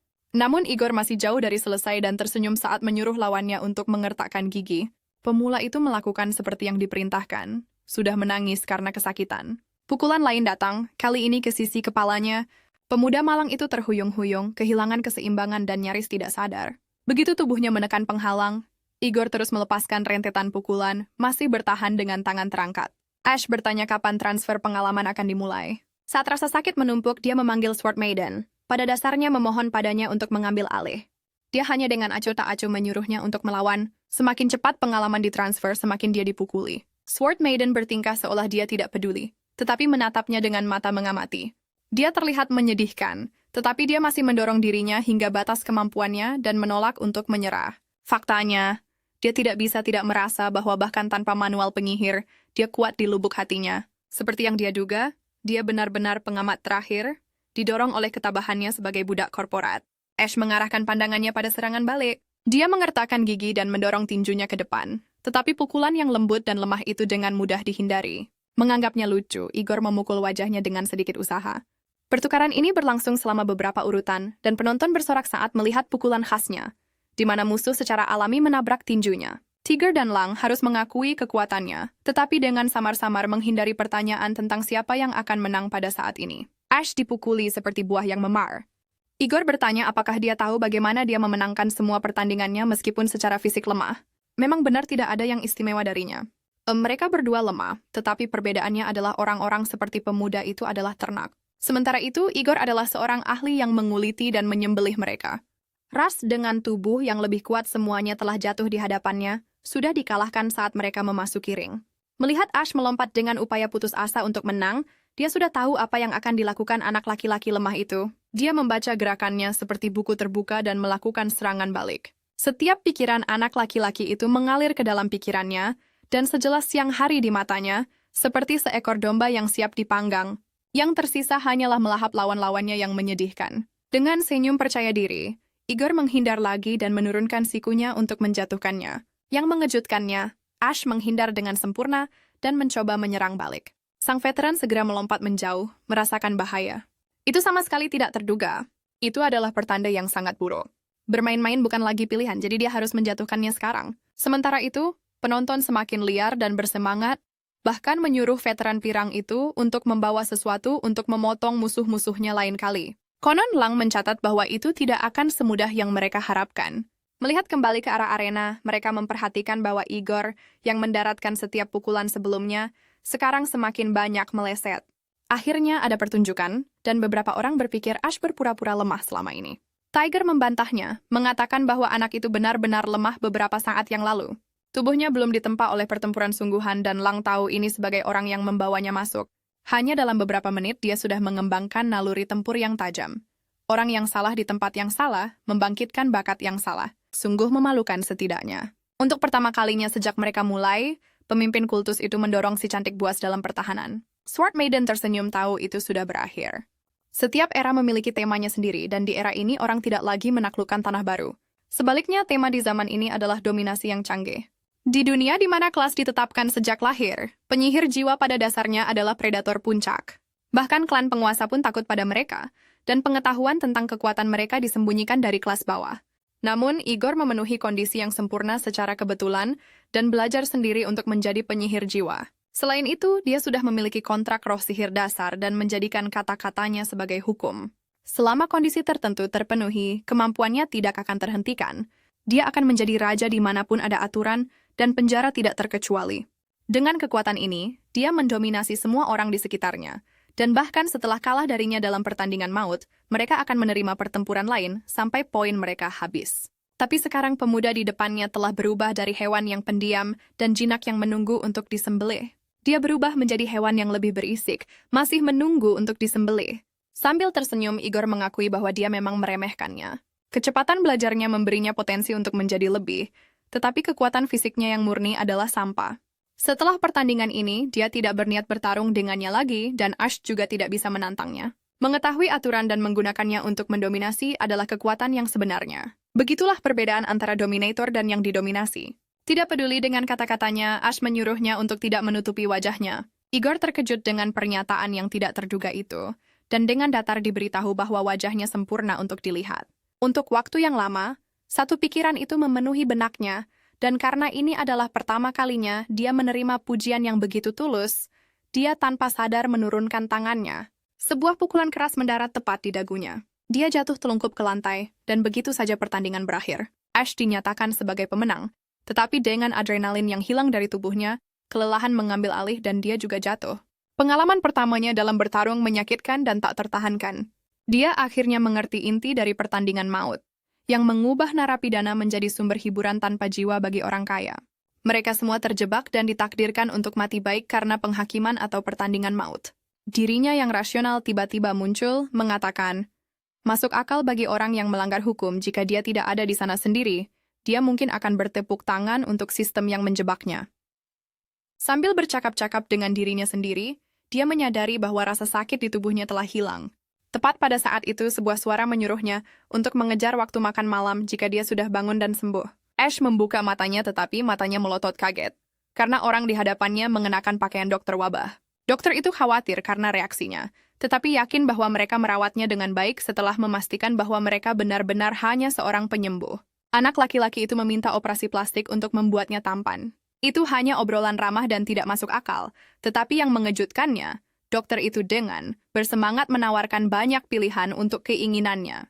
Takut dengan reaksi yang bersemangat, Ash menolak, mengatakan dia tidak punya uang, tetapi diberitahu bahwa mereka menginginkannya, bukan uangnya. Keheningan canggung berlalu karena pengakuan itu. Dia ikut bermain, mengatakan mereka belum terlalu mengenal satu sama lain, namun yang bertopeng mengklarifikasi bahwa mereka menginginkan tubuh anak laki-laki itu untuk dioperasi. Faktanya, mereka bahkan bersedia membayar untuk hak mengoperasi. Mereka mencoba meyakinkannya dan mendaftar betapa beruntungnya dia memiliki seseorang dengan kredensial luar biasa, yang bekerja padanya secara gratis. Konon, dia sangat sadar bahwa sebagian besar barang gratis datang dengan harga yang mahal di kemudian hari. Akhirnya, ini membuat dokter mengakui bahwa operasi mereka memiliki risiko kecil.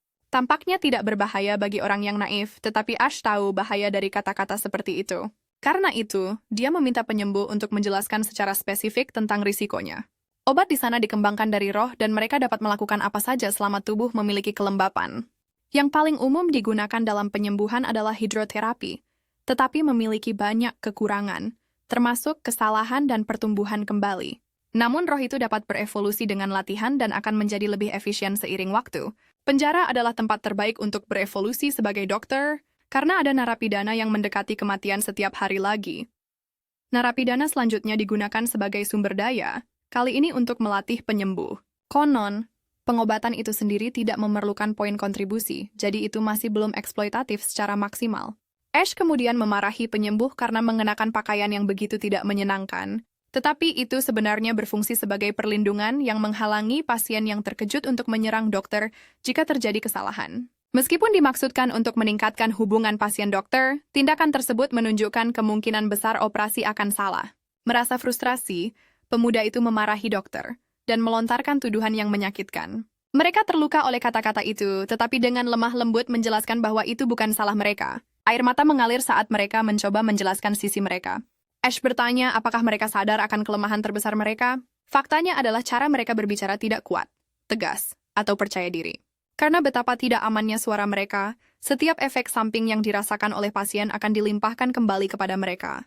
Dia dengan penuh semangat memberitahu dokter untuk mengatakan sesuatu dengan lebih percaya diri, bahkan di saat mereka tidak bisa menyembuhkan orang itu. Itu hanya langkah pertama, dan mereka masih harus menegur pasien yang buruk karena tidak merawat diri mereka sendiri. Karena tidak ada yang sempurna, mereka pasti akan menemukan sudut pandang yang buruk untuk menjatuhkan pasien. Selama keduanya selesai, otoritas dapat ditegakkan dan mereka dapat menyajikan perawatan mereka sebagai hak istimewa. Cita-cita ini adalah sesuatu yang didasarkan pada pengalaman bertahun-tahunnya. Kedepan, hanya ada satu hal yang harus dilakukan. Tidak peduli operasi apa yang dilakukan, dokter harus bersikeras bahwa mereka sudah melakukan yang terbaik.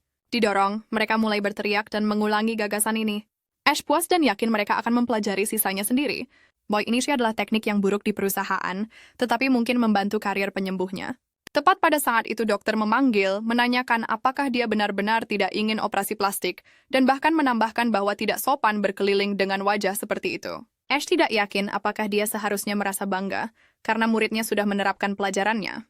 Dia berbalik dan tersenyum, bersikeras bahwa wajahnya kemungkinan besar tidak seburuk yang bertopeng. Frustrasi, mereka berdebat dan menyatakan bahwa mereka tidak jelek, memancing rasa ingin tahu atas penampilan mereka. Untuk sesaat rasanya, seperti mereka akan melepas topeng mereka. Tetapi mereka tiba-tiba memberikan Ash sebuah tag dengan nomor 222. Dia disuruh menyimpannya setiap saat, agar semua orang tahu siapa dokternya. Sekali lagi, ini membuat pemuda itu mempertanyakan identitas dokter. Tetapi mereka menghindari pertanyaan itu, dan hanya mengulangi instruksi untuk membawa tag itu kemana-mana. Dengan ini, pasien didorong menjauh dan disuruh makan malam sebelum kafetaria tutup. Sebelum benar-benar pergi, Ash berbalik dan meminta penyembuh untuk memotongkan apel untuknya lain kali dia datang ke sana. Sampai gitu saya, SPDK setuju untuk segera makan bersama. Sebenarnya, ini adalah trik yang dimaksudkan untuk mendekati orang lain dengan meminta bantuan kecil dan sepele. Dia menggunakan ini untuk mendapatkan bonus dan penghargaan ekstra di kehidupan masa lalunya. Dokter lain muncul dari tirai dan bertanya pada 222 mengapa mereka masih di sana. Saat si senior memahami apa yang terjadi, dia bertanya apakah si bawahan mengobrol dengan pasien. Itu melanggar aturan, karena Asosiasi Hak Asasi Manusia tidak boleh tahu tentang kegiatan mereka. Dengan ini, 222 lari, diingatkan bahwa mereka bahkan tidak akan ada di sana tanpa supervisor mereka. Sepertinya si senior sedang membangun otoritas dan menempatkan mereka pada tempatnya. Memang benar mereka ada di sana karena koneksi, dan poin itu selalu bisa digunakan sebagai kritik. Mereka tiba-tiba teringat Ash yang pemulihannya lebih baik dari yang lain, pusing dengan pikiran mereka akan dipukuli lagi lebih cepat. Setelah begitu banyak perjuangan, Ash mengira dia akan berada di tempat yang lebih aman, tetapi sepertinya tidak ada yang berubah sama sekali. Dia memenangkan 45 poin dari pertandingan, tetapi masih harus menjalani penghakiman dalam beberapa hari.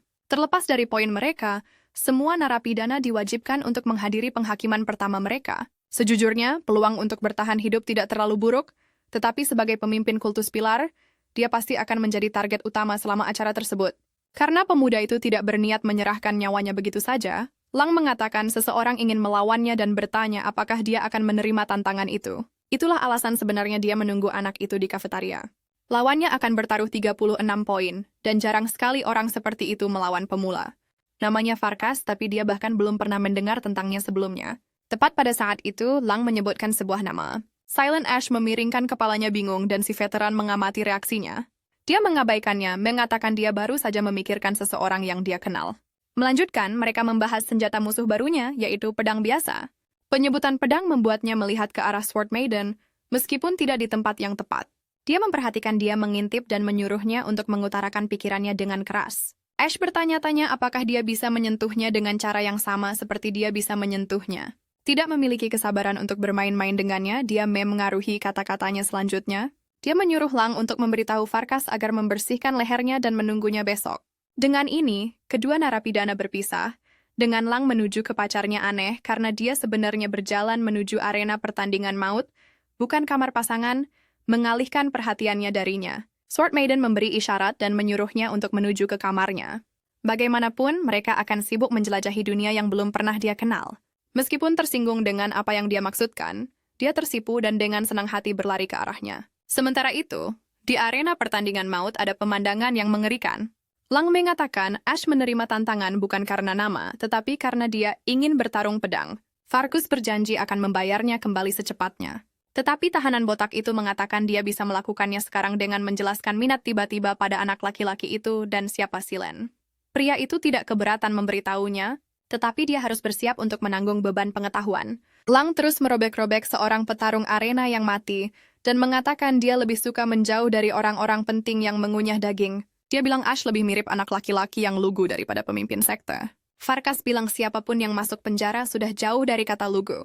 Di koridor gelap, Farkas menyatakan bahwa Ash telah menerima tantangan pertandingan mautnya. Seorang penjaga mengingatkannya untuk menghancurkan anak itu sampai-sampai penyembuh bersayap dua pun tidak bisa menyelamatkannya. Selama dia mati besok, tahanan elf itu akan bebas dari cengkeraman penjara. Namun dia dan seorang anak yang diasuhnya tidak bisa tinggal di kota. Menurut perkataan Silen, dia juga tidak tertarik menghirup udara yang sama dengan pria itu. Terus maju saat penjaga memperlakukannya seperti penjahat. Lagi. Narapidana hukuman mati elf itu dimarahi karena berpegang pada kesombongan dan bertingkah seperti bangsawan. Sementara itu, Ash sama sekali tidak menyadari hal ini dan sedang berdiskusi dengan Sword Maiden. Dia mengatakan ada dua berita. Dengan yang baik adalah perumahan yang disediakan pemerintah seumur hidup. Berita buruknya adalah kepalanya bisa dipenggal kapan saja. Bahkan seseorang sekuat Tiger pun tidak berdaya karena chip di lehernya. Bahkan jika dia melarikan diri dari penjara, chip itu akan menangkapnya dan bisa membuatnya melakukan apa saja yang diinginkannya. Sayangnya, dia tidak bisa mengeluarkannya karena itu sudah menyatu dengan sumsum tulangnya. Dengan pemikiran itu, dia bertanya-tanya apakah ada cara untuk menghapusnya dengan sihir. Sambil tersenyum menakutkan, dia mengatakan ada banyak. Yang paling mungkin dia dapatkan adalah keajaiban sihir pedang tertentu. Itu adalah keterampilan bertahan yang dimaksudkan untuk membersihkan keadaan abnormal dan dapat menghapus chip dari tubuhnya secara instan. Untuk merapal keajaiban, pertama-tama dia membutuhkan roh sihir, dan dia memiliki 4 cara untuk mendapatkannya. Salah satunya adalah beresonansi dengan dunia misterius, secara alami, tetapi chip akan mencegahnya melakukan itu. Kedua adalah berdagang dengan orang lain, tetapi dia tidak punya apa-apa untuk ditawarkan kepada orang lain. Ketiga adalah membunuh pemilik dan mengambil roh secara paksa, tetapi itu jelas bukan pilihan. Terakhir, dan satu-satunya pilihannya adalah berburu roh liar secara langsung di alam gaib. Satu-satunya cara masuk adalah dengan memicu, memanfaatkan roh maji dan membiarkan kesadarannya masuk. Dengan kata lain, dia membutuhkan roh untuk memasuki alam, tetapi pergi ke alam karena dia tidak memiliki roh.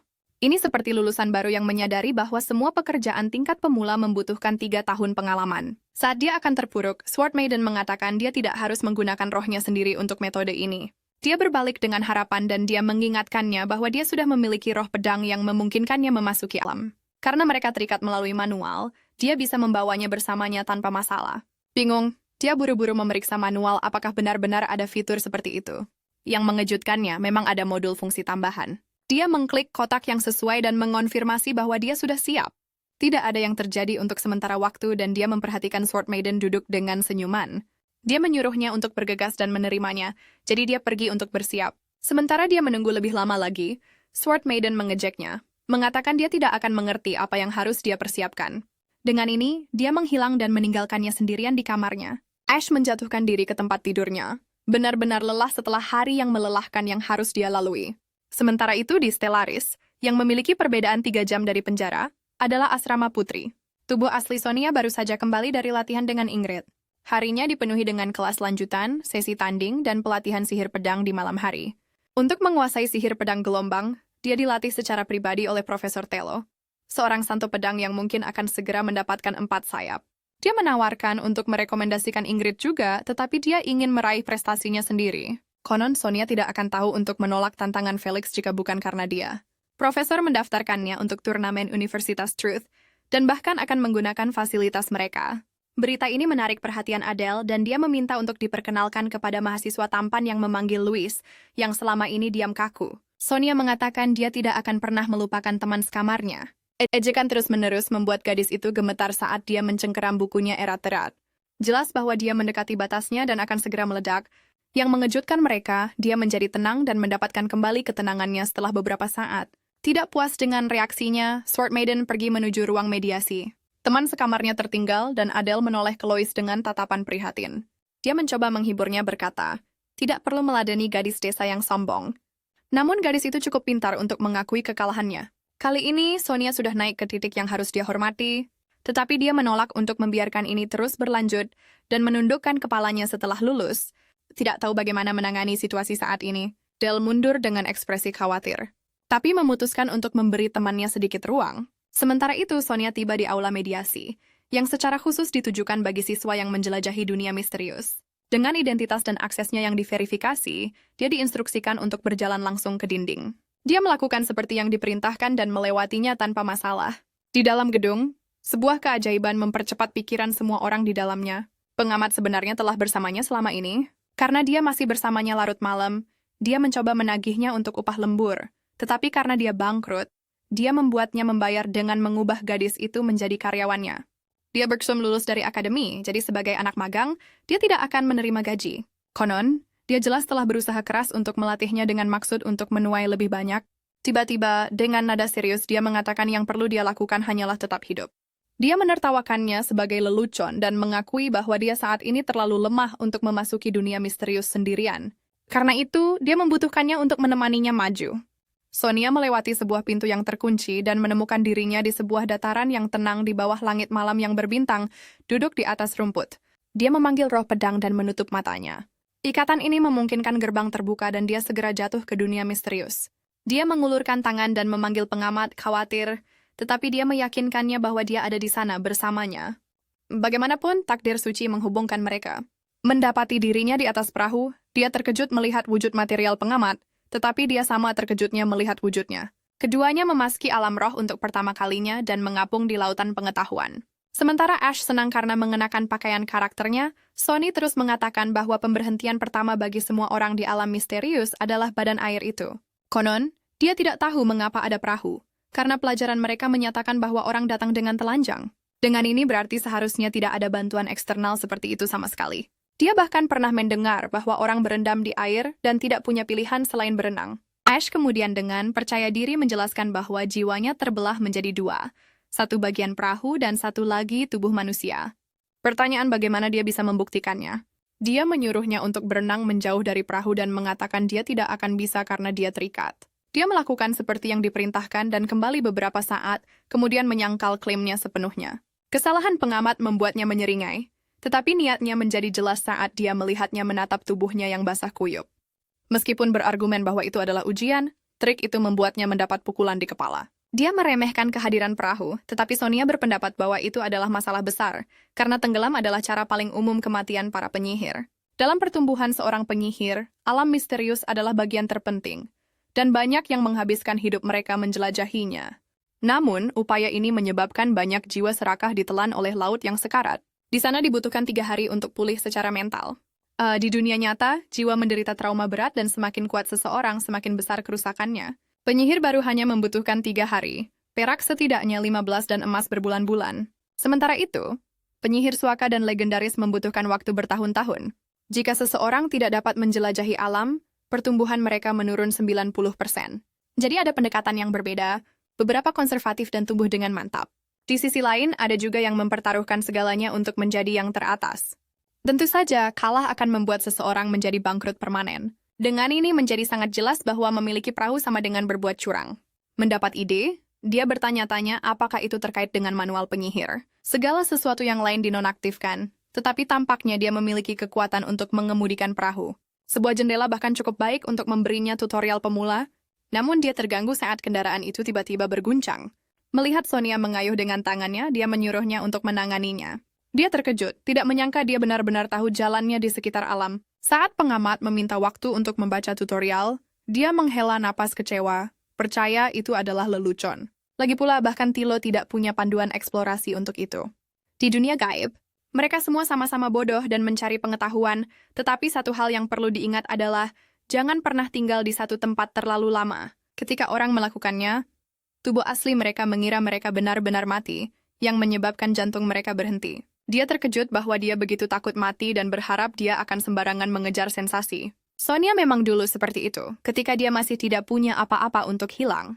Sekarang dia adalah seorang jenius yang dijamin akan mendapatkan status emas dalam 20 tahun, mungkin suaka dalam 40 emas yang pada dasarnya akan mengubahnya menjadi bangsawan, sementara suaka dapat membantunya mengguncang dunia.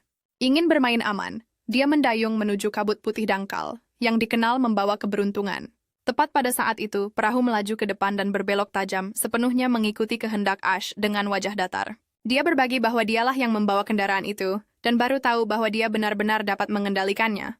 Sebelum dia bisa berdebat lebih jauh, kabut berkilauan saat menyentuh tubuhnya dengan mata jernih. Dia melihat teknik pedang di benaknya.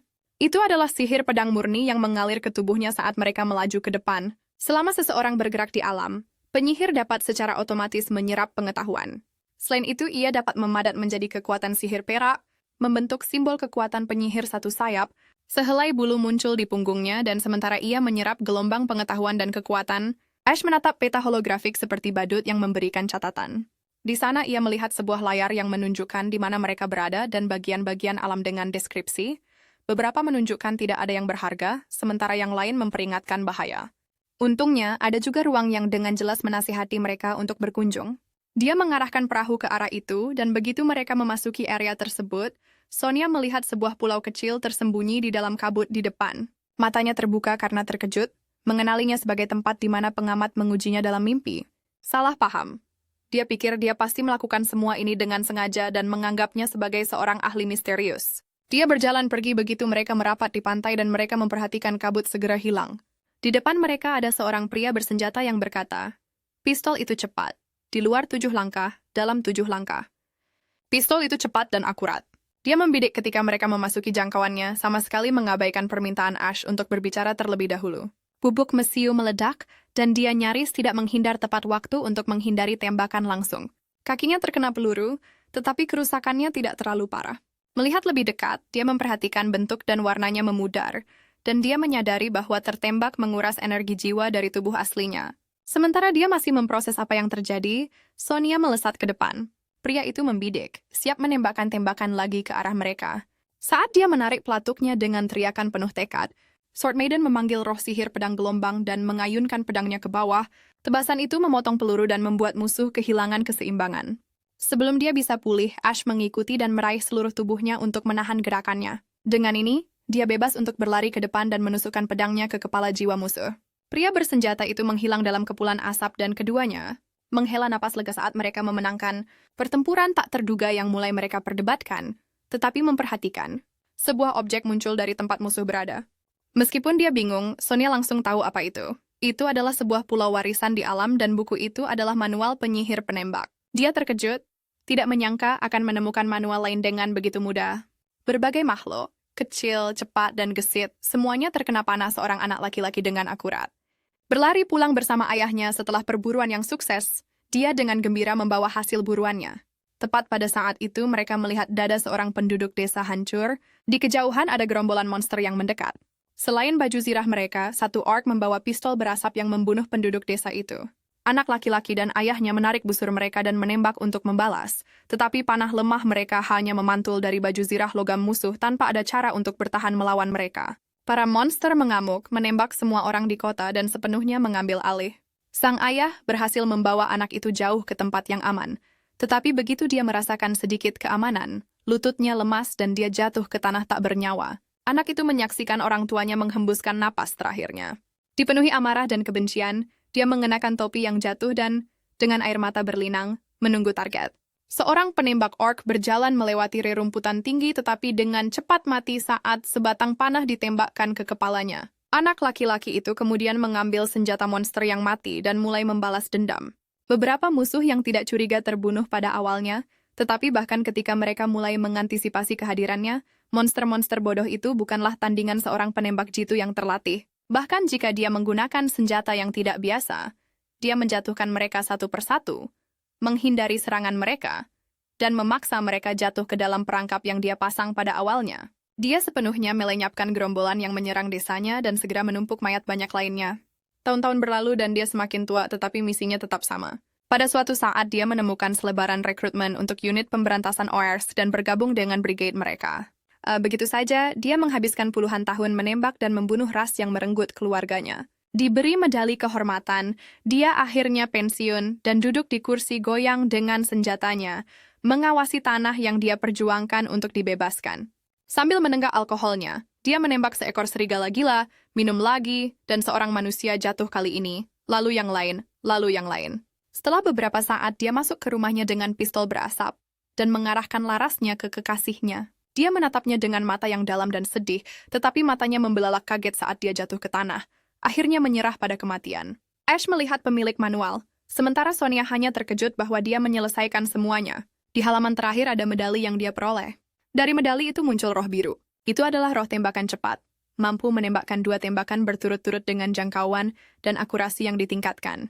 Layarnya menjelaskan segalanya dan bahkan ada pop-up saat pengisian ulang mata uang tersedia. Dia ditanya apakah dia ingin menukar dengan poin. Matanya bersinar karena kegembiraan, menyadari potensi yang dia pegang dengan roh sihir yang dicari di tangannya. Dia tiba-tiba sadar dan dengan gugup bertanya pada Sword Maiden apakah dia menginginkannya.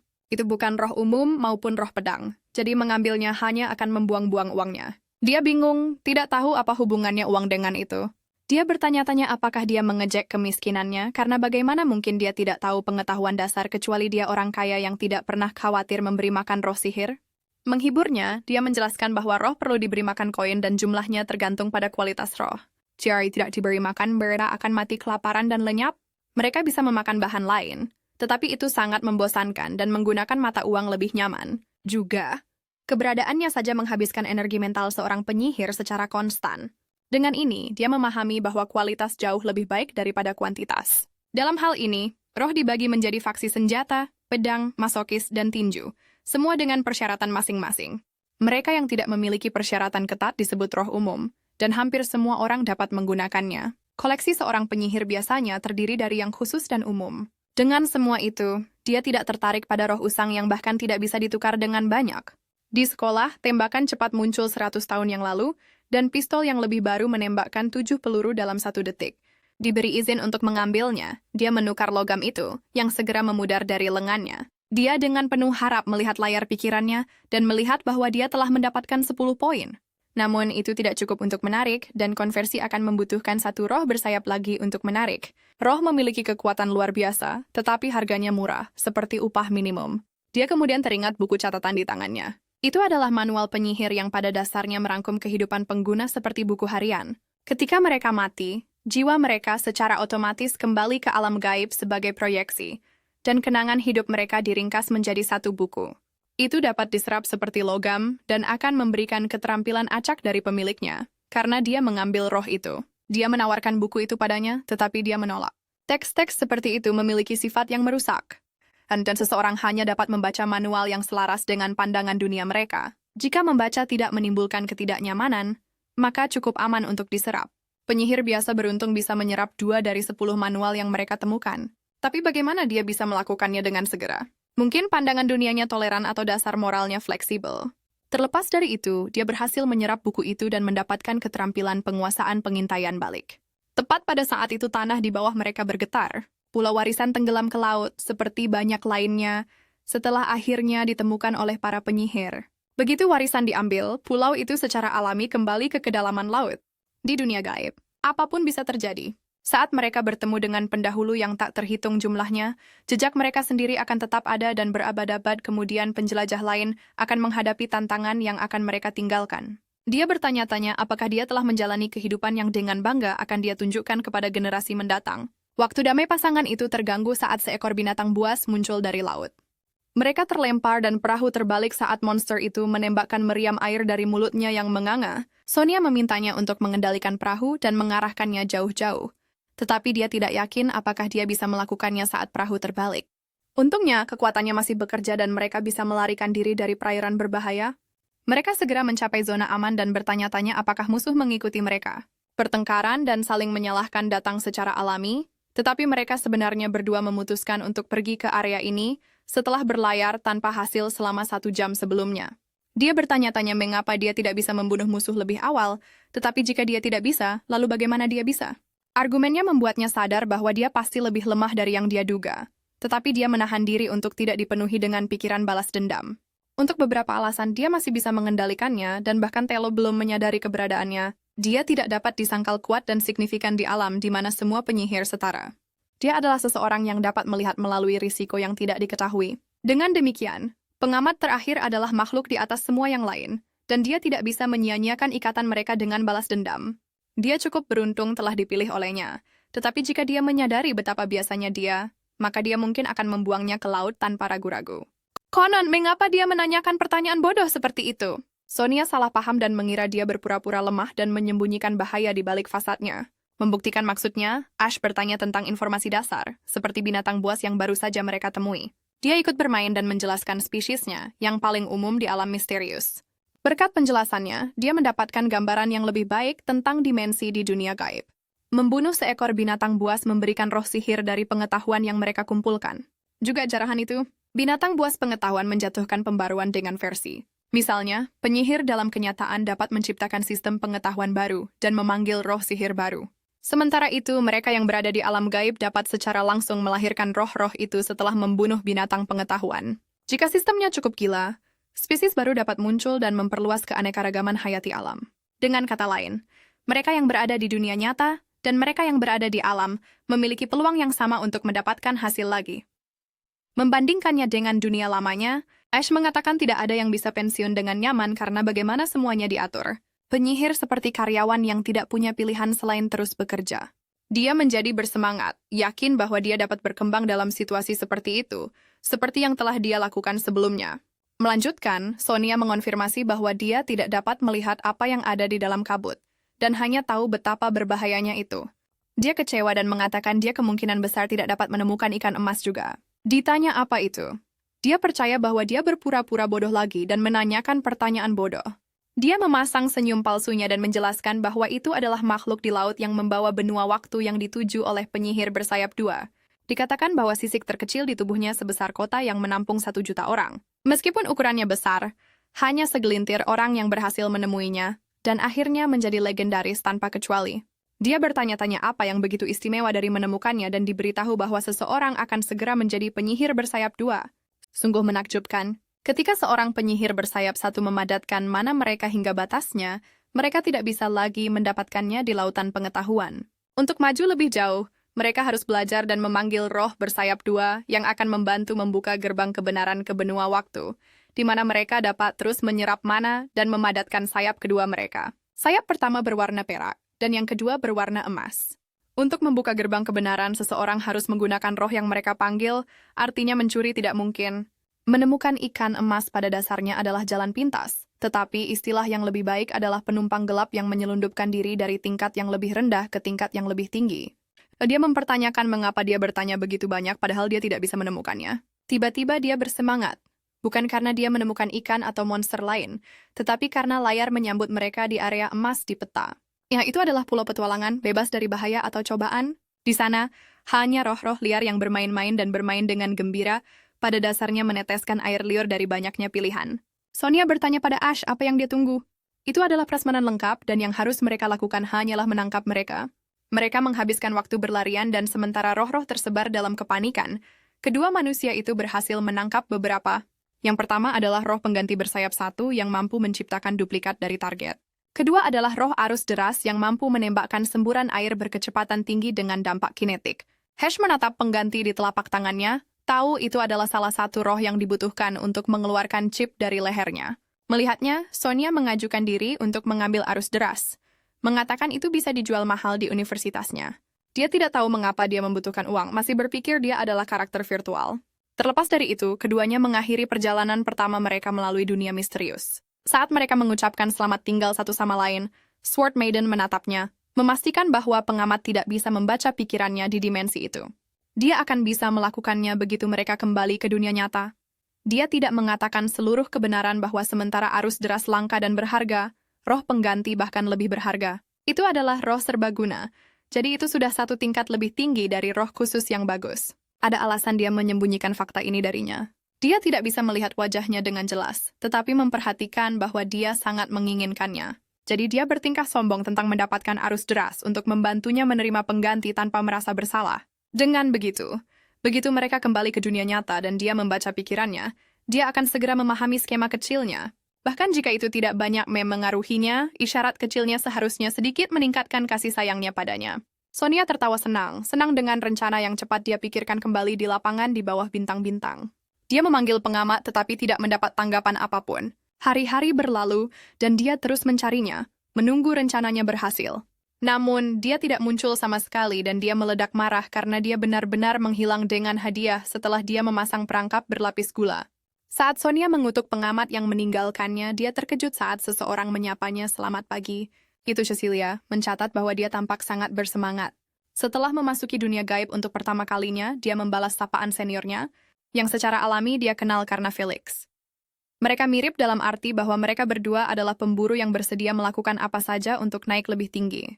Setelah gadis itu memasang perangkap yang sempurna untuk pacarnya, junior sekolah yang berbakat itu datang untuk menariknya. Tidak heran dia begitu memusuhi dia.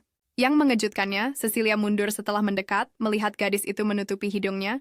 Sonia terbakar amarah karena dia tahu baunya tidak terlalu buruk. Merasa kesal, dia melontarkan sindiran kecil, tetapi itu sangat dangkal dan tidak signifikan. Si senior menunjukkan padanya roh warisan yang dia temukan, yang terlihat seperti balita yang berpegangan pada sarung pedang. Itu adalah temuan hebat yang meningkatkan kekuatan pengguna. Jika dipasangkan dengan roh yang tepat, seseorang bahkan dapat bercabang menjadi pendekar pedang pembunuh dengan kemampuan mematikan yang tidak dapat dicapai oleh faksi lain. Meskipun berharga, dia masih secara mengejutkan bertekad untuk memberikannya kepada pacarnya sebagai hadiah. Melihat ekspresi sombongnya, Sonia menyadari bahwa dia pasti terlihat sama tadi malam. Cecilia kemudian menyinggung keluarganya yang miskin, mengatakan dia akan dapat membantu mereka begitu dia menjadi kuat. Menjadikannya pribadi, dia bahkan mengira keluarganya menghalangi potensinya. Mata Sword Maiden menjadi gelap sejenak, tetapi dia melepaskannya, pura-pura tersenyum dan menerima komentar yang menyindir. Wanita sombong itu terkejut, tidak menyangka dia akan tersenyum dan menerima ucapan ofensif dengan begitu mudah. Namun Sonia sebenarnya punya rencana untuk membalas kesombongan itu, mengatakan wajahnya kotor semua. Dia mengulurkan telapak tangannya dan menembakkan aliran air jernih yang lembut. Cecilia menyaksikan dengan kaget saat dia mencuci wajahnya dan menunjukkan roh deras yang didapatnya dari menjelajahi dunia gaib tadi malam. Si pemula menertawakannya, mengklaim beruntung bertemu dengan sebuah pulau petualangan, tetapi si senior tidak bisa mempercayainya sama sekali. Dia tidak cukup bodoh untuk percaya bahwa seorang pemula akan menemukan pulau itu, apalagi menemukan roh paling berharga dari faksi air. Juga tidak mungkin baginya untuk membelinya, karena arus deras tak ternilai harganya dan hampir tidak pernah ada di pasaran. Hanya ada satu orang yang bisa memberinya hal seperti itu. Dipanggil, senior itu tersenyum dan bergabung dengan juniornya. Mereka menuju sekolah membicarakan roh mereka seperti teman baik. Konon, Sonia tahu Cecilia marah, berpikir bahwa Felix memberinya arus deras atas kemauannya sendiri. Pada saat yang sama, Ash bangun pada pukul 8 pagi, berharap sarapan besar. Yang mengejutkannya, kafetaria sudah penuh sesak dengan narapidana yang bangun lebih awal, menghela napas dan teringat akan lebih banyak masalah. Dia mencoba memanfaatkan roh pertama yang dia peroleh. Ini adalah upaya bodoh, karena chip itu menyedot dan mengingatkannya bahwa penggunaan sihir dilarang. Dengan ini, dia menyadari bahwa chip itu membatasinya untuk mengaktifkan sihir yang dia butuhkan untuk melewati dan menghancurkan chip. Itu adalah lingkaran mati lagi dan tidak ada yang bisa dia lakukan. Dia mengantre dengan ekspresi muram, bertanya-tanya di mana Sword Maiden berada. Akhirnya sampai di ujung, dia melihat piring-piring makanan laut premium tepat di depan matanya. Namun pesanannya terganggu saat seorang narapidana maju lebih dulu dan mengambil 5 porsi untuk dirinya sendiri. Wanita itu memasukkan isi piring ke dalam satu mangkuk, dan Ash mengeluh tentang manusia buas yang mendapatkan lebih banyak porsi daripada mereka. Selalu seperti itu dan tidak ada yang benar-benar mempertanyakannya selain dia. Dia terus merengek tentang bagaimana tidak akan ada yang tersisa untuknya, tetapi mulutnya tiba-tiba tertutup rapat dan berhenti berbicara. Chip itu mengatakan dia akan membuat pernyataan yang diskriminatif secara rasial, yang dilarang di penjara. Berjalan ke sebuah meja, dia ingin mengumpat keras-keras. Tetapi kata-katanya tersangkut di tenggorokannya, dan tangannya membeku dan gemetar. Dia jelas marah tetapi bahkan tidak bisa mengatakan apa-apa. Dia ingin melawan tetapi tubuhnya tidak mau mendengarkannya. Dibandingkan dengan tempat yang beradab dan damai ini, klub deathmatch yang seharusnya biadab sebenarnya lebih manis. Bergegas ke arena, dia melihat Lang. Bahkan memperhatikan bahwa pacarnya lebih kecil, dia duduk di tribun, merasa lebih nyaman di sana. Tepat pada saat itu, dia mendengar suara yang akrab Igor muncul, meyakinkannya bahwa dia tidak akan menantangnya dalam pertandingan maut, karena dia tidak yakin akan menang. Pada titik ini, Ash tahu lebih baik daripada mempercayai pikirannya yang licik dan taktis. Karena itu, pria licik itu menawarkan untuk menggunakan bentuk interaksi manusia tertua. Tepat pada saat itu, sepasang lalat kawin muncul dengan waktu yang paling buruk. Igor dengan frustrasi menjelaskan bahwa dia berbicara tentang bertukar informasi. Dia pasti ingin tahu mengapa Elf Farkas secara sukarela menantangnya dalam sebuah pertandingan. Meskipun informasinya menarik, dia tidak tahu apakah sukubus itu akan berbohong. Disuruh menebak apakah dia mengatakan yang sebenarnya atau tidak, Ash menolak, tahu dia kemungkinan besar akan ditipu. Frustrasi mulai mengambil alih, jadi Igor memutuskan untuk memberinya informasi secara langsung dan membiarkannya menilai-nilainya. Jika dia puas, maka dia harus menjawab pertanyaannya sebagai balasannya. Farkas dulunya adalah seorang sarjana penelitian di Cayman. Karena identitas elfnya, dia tidak pernah menghadiri ritual penghakiman, meskipun sudah dipenjara selama 5 tahun. Kesetaraan ras seharusnya menjadi salah satu landasan utama penjara. Itu pasti prinsip pertama, tetapi beberapa ras lebih setara daripada yang lain. Untuk memahami mengapa dia menantang pemimpin kultus, pertama-tama mereka berbicara tentang kejahatan yang dilakukannya. Yang benar-benar membuat marah mereka yang menangkapnya adalah bahwa dia diam-diam membesarkan seorang anak yang tidak terbiasa dengan dunia mereka. Ash bingung mengapa itu tidak diizinkan. Lagi pula, bagaimana anak-anak dibesarkan jika tidak dilakukan secara pribadi oleh orang tua dengan tidak percaya? Igor mengingatkannya bahwa pengasuhan yang disosialisasikan di panti asuhan adalah fondasi bangsa mereka. Menyadari bahwa semua orang dibesarkan oleh negara, orang luar itu mulai mengatakan sesuatu tetapi berhenti. Dia ingin mengatakan anak yatim piatu tanpa orang tua, tetapi kata-kata itu tidak akan keluar, bukan karena chip, tetapi karena kata-kata untuk ayah, ibu, dan orang tua sama sekali tidak ada dalam bahasa pikirannya. Dunia macam apa yang dia masuki sehingga pengasuhan disosialisasikan dan chip di leher mengendalikan orang-orang yang menghirupnya? Untuk saat ini dia mempertanyakan hubungannya dengan Farkas dan anaknya. Elf itu hampir tidak pernah menantang, tetapi bisa hidup nyaman dengan poin dari para penantang yang dia kalahkan. Kali ini dia maju sendiri dan satu-satunya alasan yang mungkin adalah anak itu. Hanya ada satu orang kunci yang menghubungkan mereka dan namanya adalah Silent. Ash telah mendengar nama itu beberapa kali tetapi masih tidak tahu siapa dia dan mengapa Igor tiba-tiba menusuk pipinya. Pria yang dimaksud adalah seorang profesor sejarah di universitas dan presiden sebuah asosiasi Elfen. Dia kemungkinan besar mengejar anggota masyarakat penelitian peninggalan kuno, di mana pemimpin kultus saat ini berdiri sebagai presiden. Pasti ada sesuatu yang lebih besar yang menghubungkan titik-titik itu. Ash menyadari bahwa profesor itu pasti yang mendukung kepemimpinannya atas 4 pilar. Dengan semua informasi yang dijabarkan, saatnya untuk pertanyaan Igor. Dia bertanya bagaimana pemuda itu menipunya dengan suara batinnya. Di atas ring, dia bisa mendengar pikiran batin musuhnya yang memungkinkannya untuk selalu menang. Lebih tepatnya, dia bisa mendengar bisikan jiwa mereka melalui emosi yang bergejolak. Ayo, ini adalah pertama kalinya Ash mendengarnya dan menyebutnya curang karena menggunakan taktik seperti itu. Ini membuat Igor bertanya-tanya bagaimana dia berhasil memukul wajahnya. Anak laki-laki itu dengan datar menyatakan bahwa ingin memukulnya dan berpikir dia terlihat baik bukanlah hal yang kontradiktif. Namun, jika dia benar-benar ingin memukulnya, dia seharusnya merasakan pikiran seperti itu juga. Ash terus bersikap acuh tak acuh, mengatakan pikirannya pasti melayang di tengah-tengah semua itu. Dia tersenyum, mengakui bahwa dia benar-benar terlihat baik di matanya. Pukulan setelah pikiran itu adalah karena dia tiba-tiba sadar kembali setelah melamun. Itu adalah penjelasan yang konyol, karena seseorang seperti pemimpin kultus tidak akan pernah sebodoh itu. Saat sukubus mulai kehilangan kesabarannya, bahkan diberitahu bahwa kekuatannya pasti terbatas, dia menyentuh wajah pemuda itu. Dia bisa tahu jika seseorang berbohong dengan menilai perubahan suhu wajah mereka.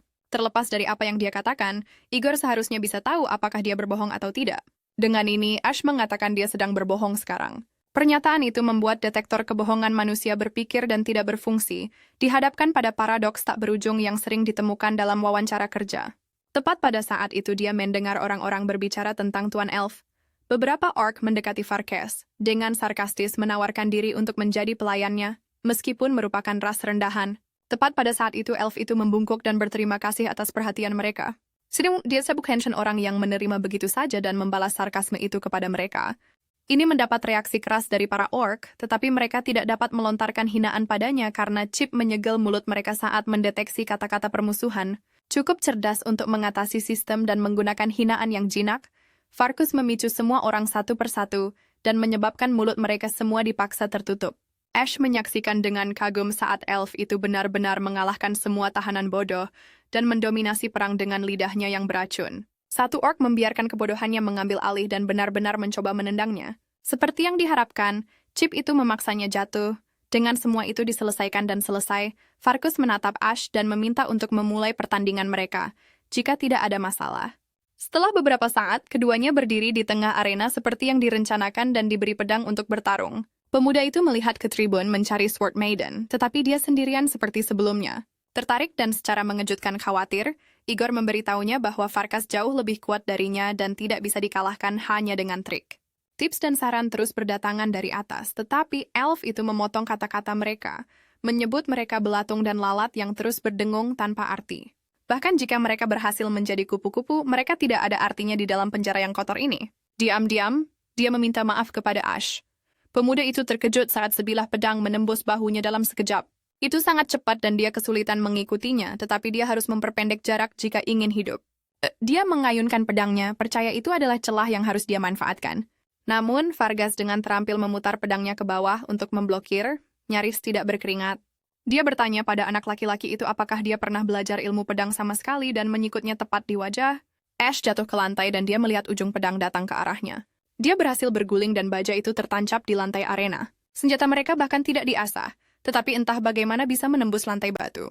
Farkas menggunakan roh, yang katanya normal bagi seorang penyihir dalam pertempuran. Sesuatu tidak bisa dikunci. Bahkan jika kaki dan tangan terikat di luar kehendak, anggota tubuh mereka diikat, mereka harus menumbuhkan sayap dan terbang. Tebasannya mengirimkan gelombang besar yang memotong tepat di lantai. Itu adalah pedang elf, keajaiban pemecah gunung pemotong bumi. Penonton terkejut dan tidak percaya bahwa dia benar-benar menggunakan sihir dan roh.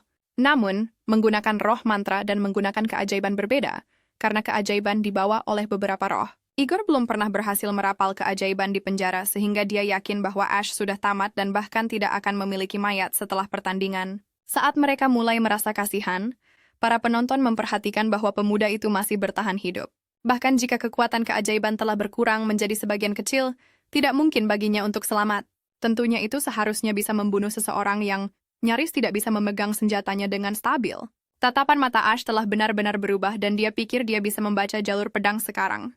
Tatapannya membuat Igor dan Lang bergidik dan mereka teringat akan kekuatan kultus 4 pilar.